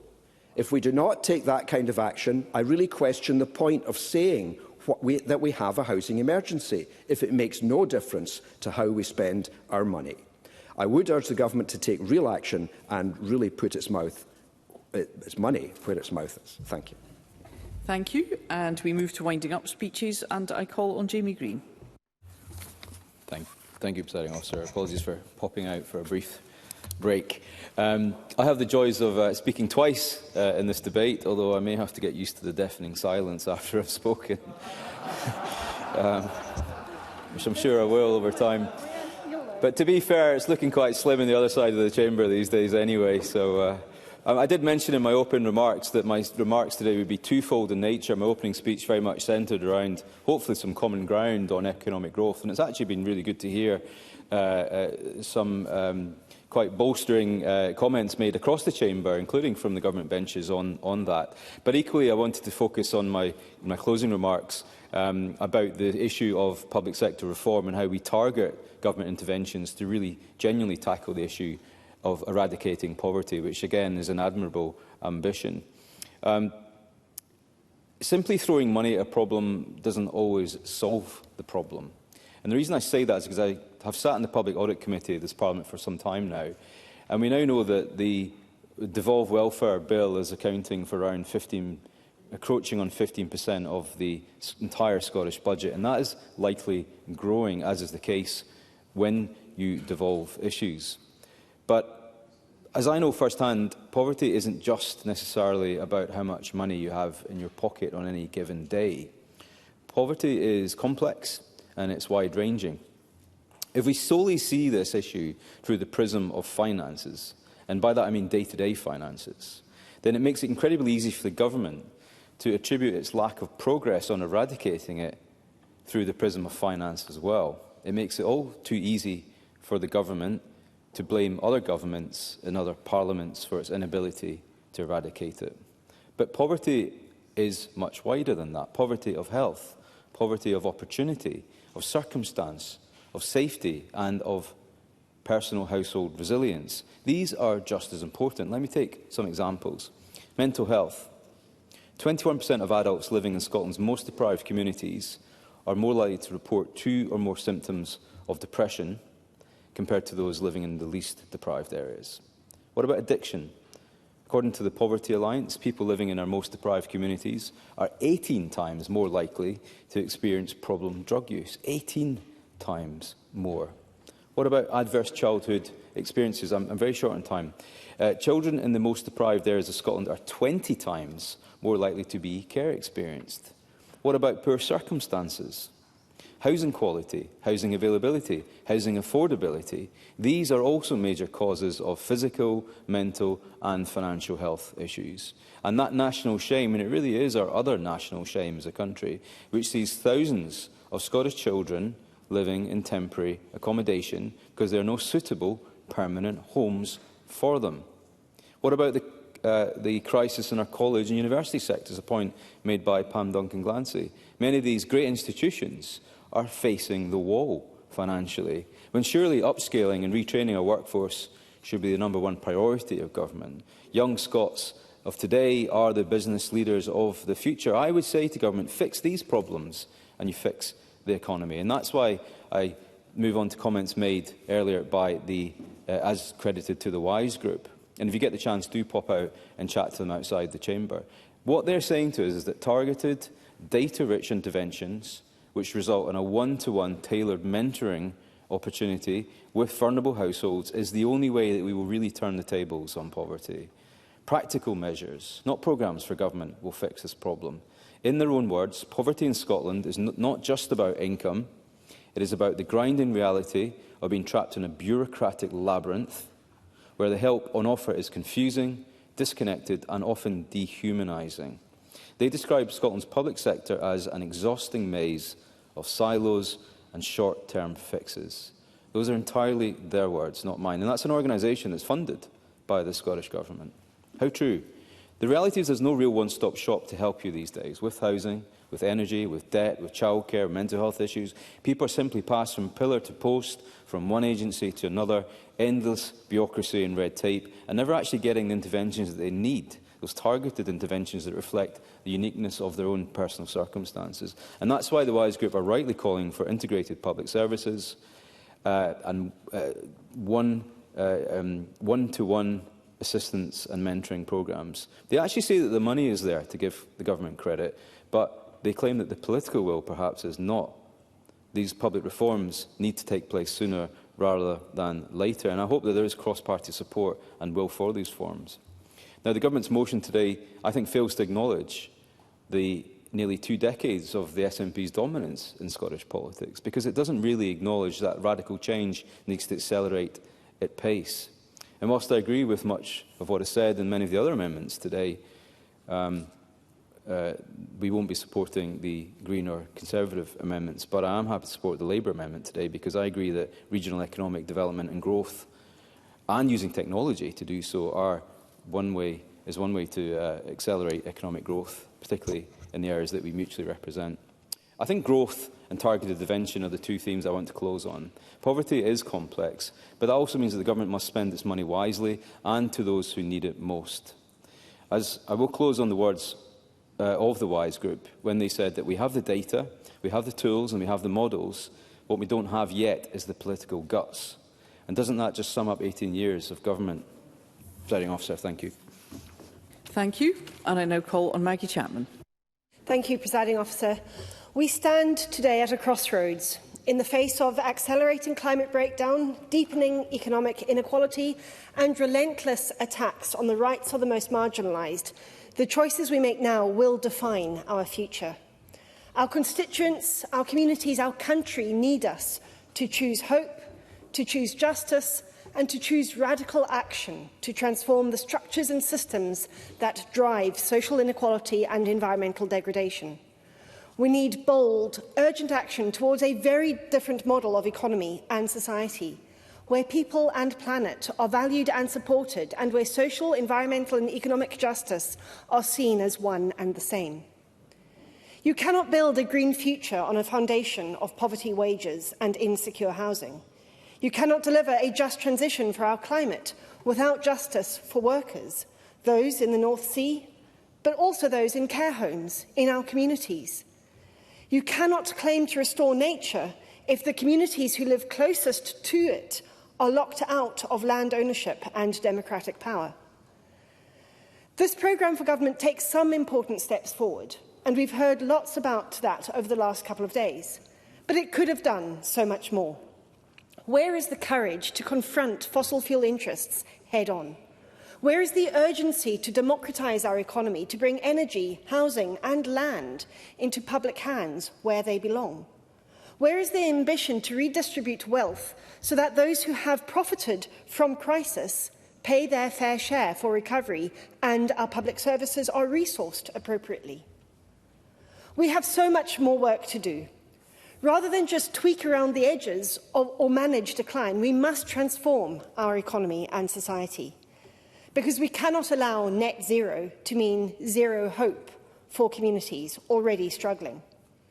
Lorna Slater and indeed even Maurice Golden have already spoken about the need to phase out fossil fuels and tackle the climate crisis.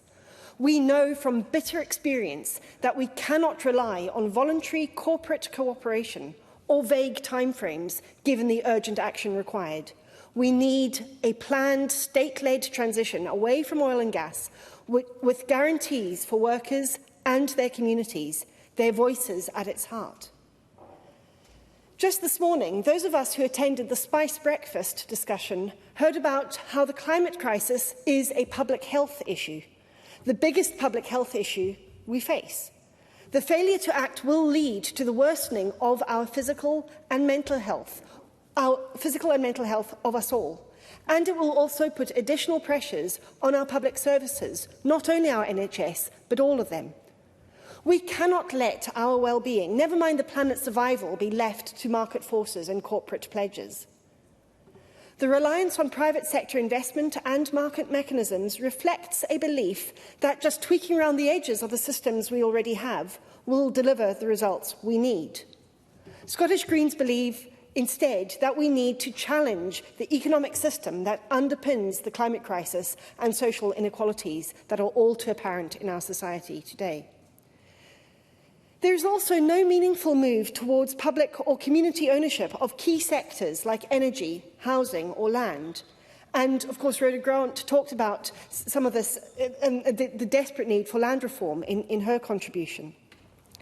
Incremental and technocratic approaches lack the urgency needed to confront ecological breakdown and systematic inequality. And we cannot achieve a better society without uplifting those who have been pushed to the margins for too long. Disabled people, racialised communities, LGBTQIA people, asylum seekers, refugees, care-experienced young people. Others, like this afternoon, Pam Duncan-Glancy and Jamie Green, have highlighted some of the inequality statistics that many of these groups face, and those should shame us all. While the policies in the PFG to address inequality are welcome, and we would like to go further, like increasing the Scottish Child Payment to £40 by the end of this session, and rent controls that actually make rents cheaper, we know we don't have all the levers needed to properly challenge the concentration of wealth and power in the hands of a few. However, the programme of government is silent on some of the things we can do, like taxing wealth or unearned income, democratising our land use and economic planning. This redistribution of wealth and power is essential to maintain and improve the public services we all rely on, and also to empower communities where they are. And finally, Presiding Officer, the lack of action on equalities and human rights is a real concern. The broken promises on both the Misogyny Bill and Ending Conversion Practices legislation will not soon be forgotten. But there's also little in the way of action on investment in care infrastructure, identified by the UK Women's Budget Group as being essential for a more equal society, or on the systematic undervaluation of women's work. We know, of course, that child poverty is often women's poverty. The Scottish Government has been urged repeatedly to have equality and human rights analyses at its core, at the core of all of its policy development. And I don't think this programme for government adequately addresses the inability to realise basic human rights being experienced daily by women, by disabled people, by care-experienced people, and so many other minoritised individuals and communities.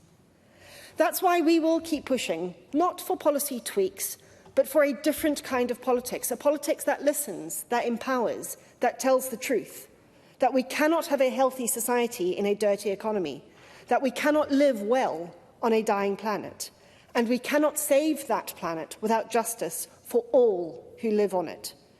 Presiding Officer, this is a moment not just to protect what we love, but to reimagine what is possible. That is what we in the Scottish Greens are determined to do for people and planet. Thank you. Thank you. And I call on Martin Whitfield.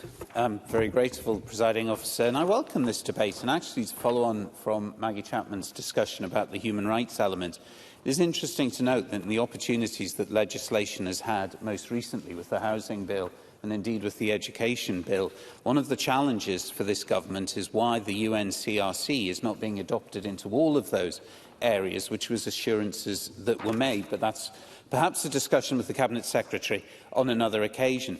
And I do welcome the fact that there's been strong agreement across this chamber about the importance of economic growth if we are going to see any change going forward. And I think it is worth picking up on Jamie Green's conclusions about the complex nature. If it's short. Nicol. I thank the member for giving way. And just on the point about economic growth, earlier my colleague Kevin Stewart intervened on the Deputy First Minister with regard to the update on Harbour Energy and their announcement of the loss of 250 jobs. So I would press the member to ensure that our Scottish Labour colleagues do everything that they can to persuade the UK Government that their fiscal regime, i.e. the Energy Profits Levy, is damaging Scotland. Martin Whitfield. I'm very grateful for that intervention, and we've heard on a number of occasions about how the strong and developing relationship between the Scottish Government is with the UK Government. So let us see how those discussions go out with the proposals that we've had. But I want to return to Jamie Green's submission about the complex nature and the causes of poverty, which have been identified differently by this government over a number of 18 years. But I think to use the phrase, you know it when you see it, is very important. And some people, rightly outside of this place, will look at the complex discussions around poverty and, quite frankly, become exasperated. They just need more money in their pocket.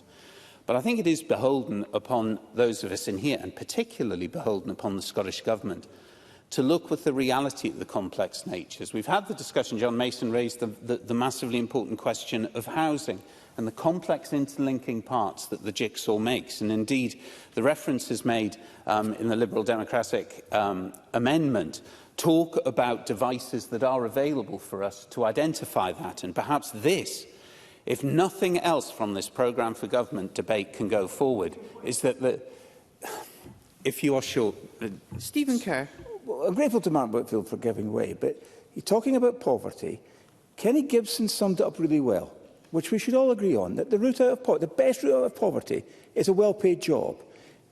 The Labour government has just made it very difficult to create those well-paid jobs. Does he not feel responsibility for continuing the poverty trap because of that particular policy? Martin Whitfield.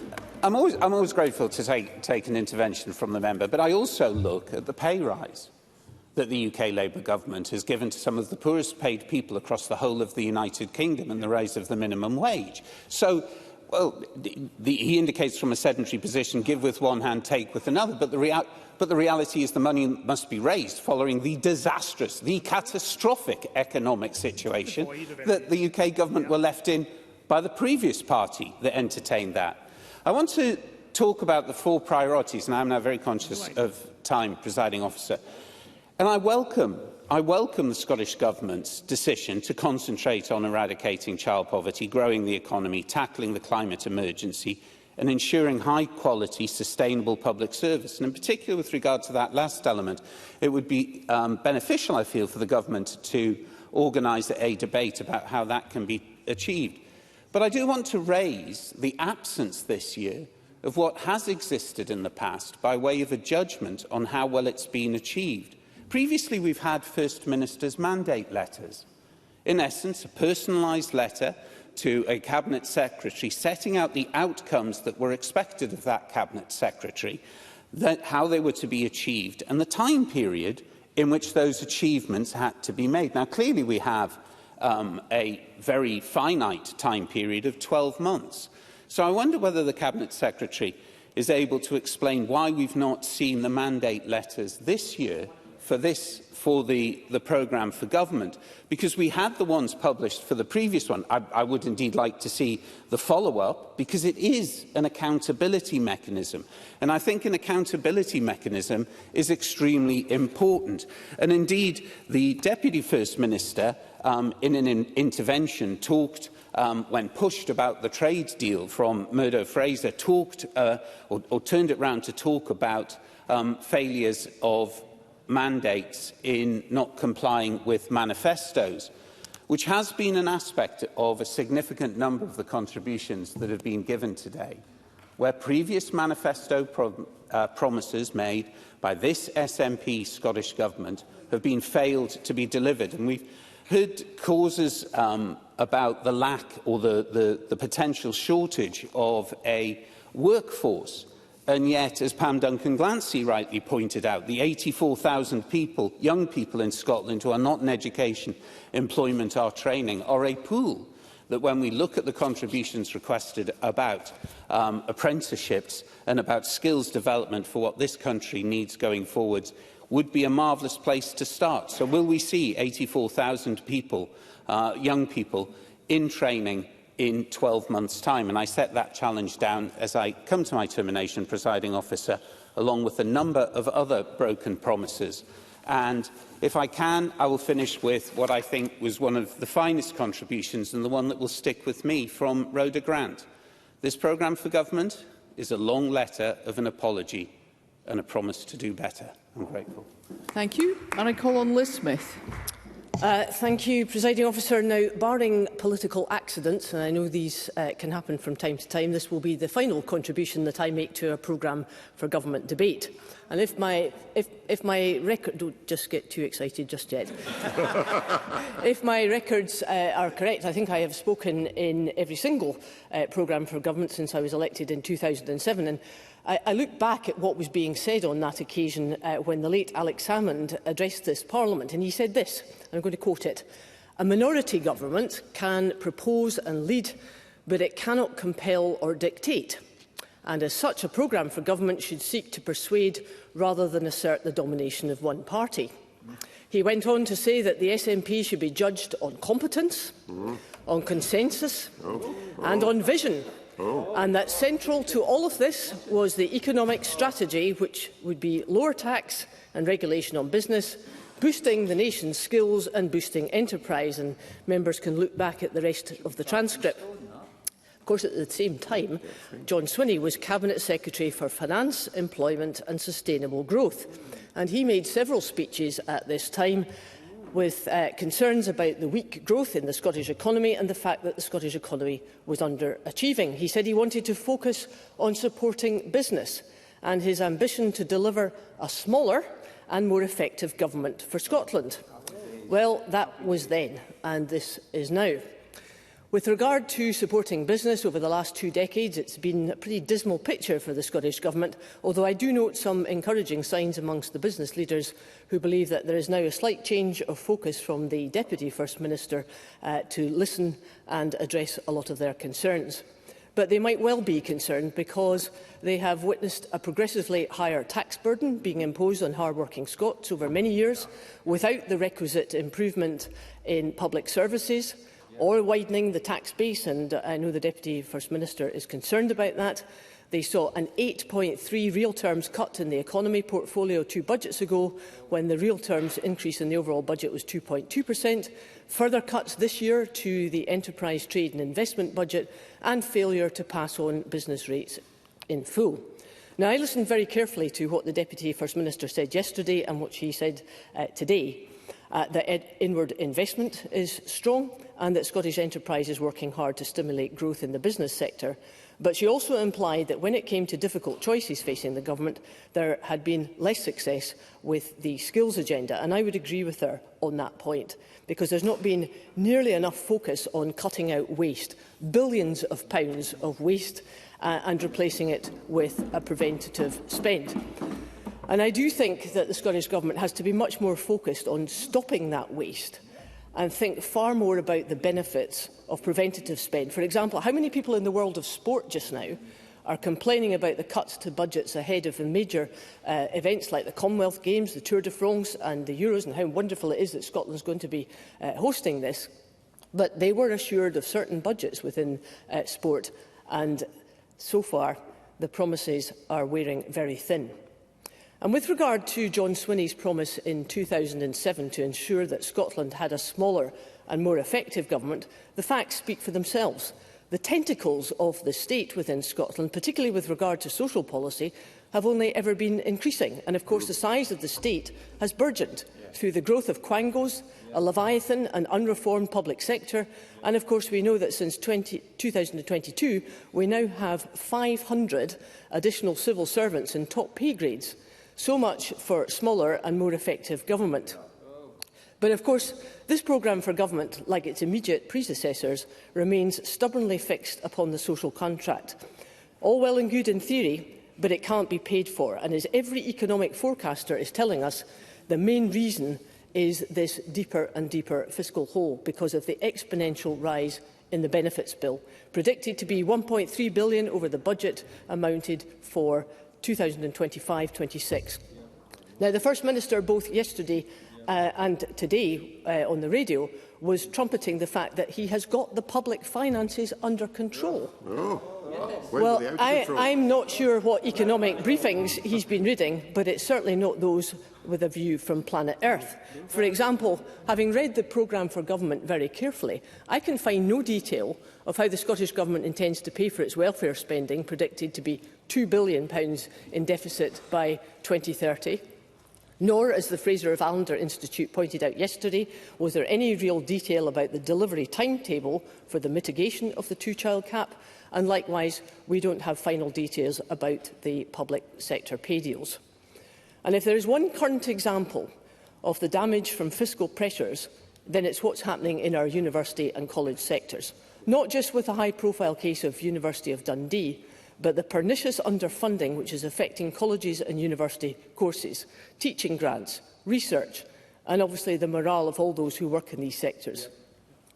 And I've heard time and time again from the Scottish Government that the ills of the tertiary sector have been imposed by the aftermath of Brexit or by pressures imposed by Westminster. But ministers know, as do an increasing number of the public and of other parties in this chamber, that the current model of SNP funding, not anybody else's, is simply not sustainable. So existential is the issue, and I know the First Minister has had the full details explained to him by various Vice-Chancellors, that it is no longer a question of if the current model will be abandoned, but when.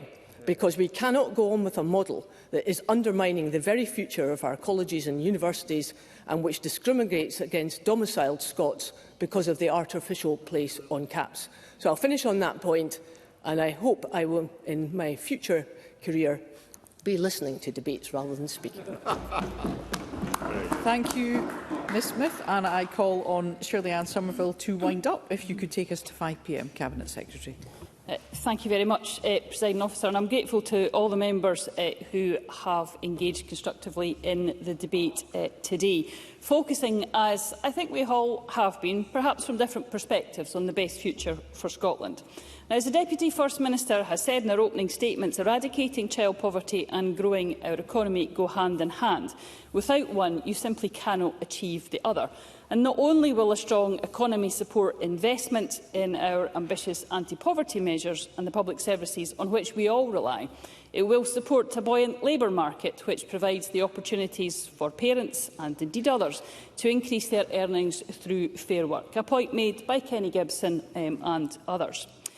Through the programme for government published this week, the First Minister has set out this government's plans for delivery in the final year of this Parliament, building on the action we've taken to date and, of course, highlighting the progress that we will continue to make. And we have delivered. Over the lifetime of this Parliament, action has been taken to reduce child poverty and to tackle its roots. We've expanded the Scottish Child Payment to eligible children under the age of 16, more than doubled the value of support available for families, helping families both in and out of work to meet the costs of raising a child.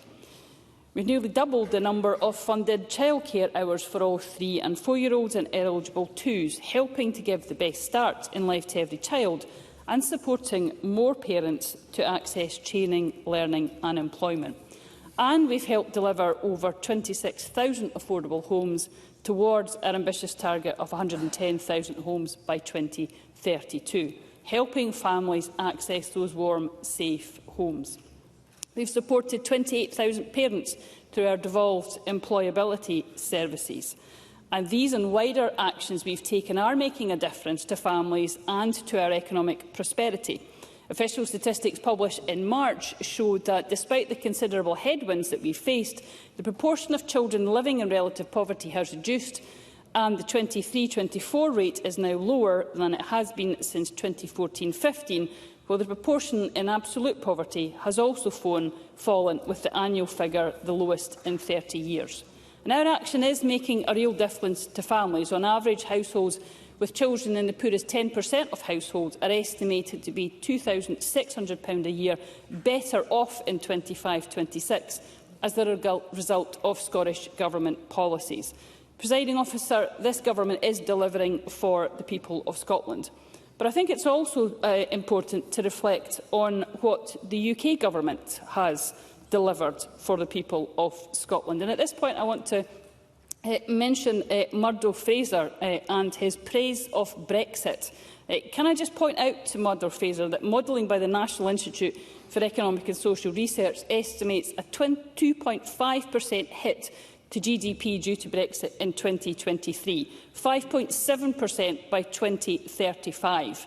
Now, that makes a real difference right across this country to every single business and community. And if you'd like to defend Brexit still further, I'm happy to take an intervention. Murdo Fraser. I'm very grateful to the Cabinet Secretary for taking my intervention.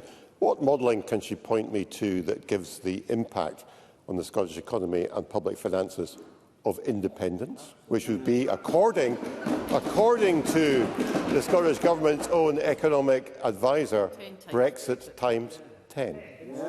Cabinet Secretary. Well, Murdo Fraser will well know, because he consistently reminds the Chamber that this Scottish Government has delivered a great deal of detailed work on the benefits of independence. So perhaps, if he wants to see that, he shouldn't complain when the Government actually delivers that work, Presiding Officer.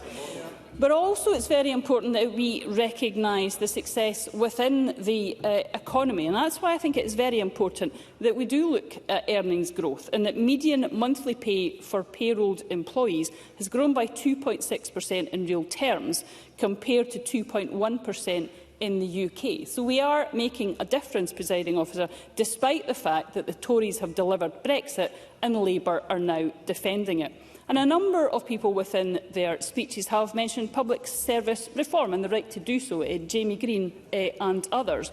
And I would point him to the work that's within the programme for government on whole family support and the Fairer Futures partnerships, because that gets right to the heart of the challenge which he quite rightly presented to us today, to deliver public services that deliver for people when they need it, and to ease the difficulty of finding that support, and not only for it to be there at points of crisis. And I'll give way to Fergus Ewing. Fergus Ewing. Many members have mentioned the A9 and the A96 and dualling thereof. Can I ask the Cabinet Secretary, when will the Nairn bypass be delivered, on the topic of delivery? Cabinet Secretary. Fergus Ewing will be well versed in what Fiona Hislop has already addressed to the Parliament about the work that is ongoing with that, and he will note that Fiona Hislop was on the A9 very recently to take forward the next stage of that, and is taking forward the discussions and work on the bypass as well. Presiding Officer, Pam Duncan-Glancy also talked about education, and can I spare a thought for those parents, and I'm not the only one I think in the room, who look forward to going home to see how today's higher English went today. I look forward to those discussions, as I'm sure others do.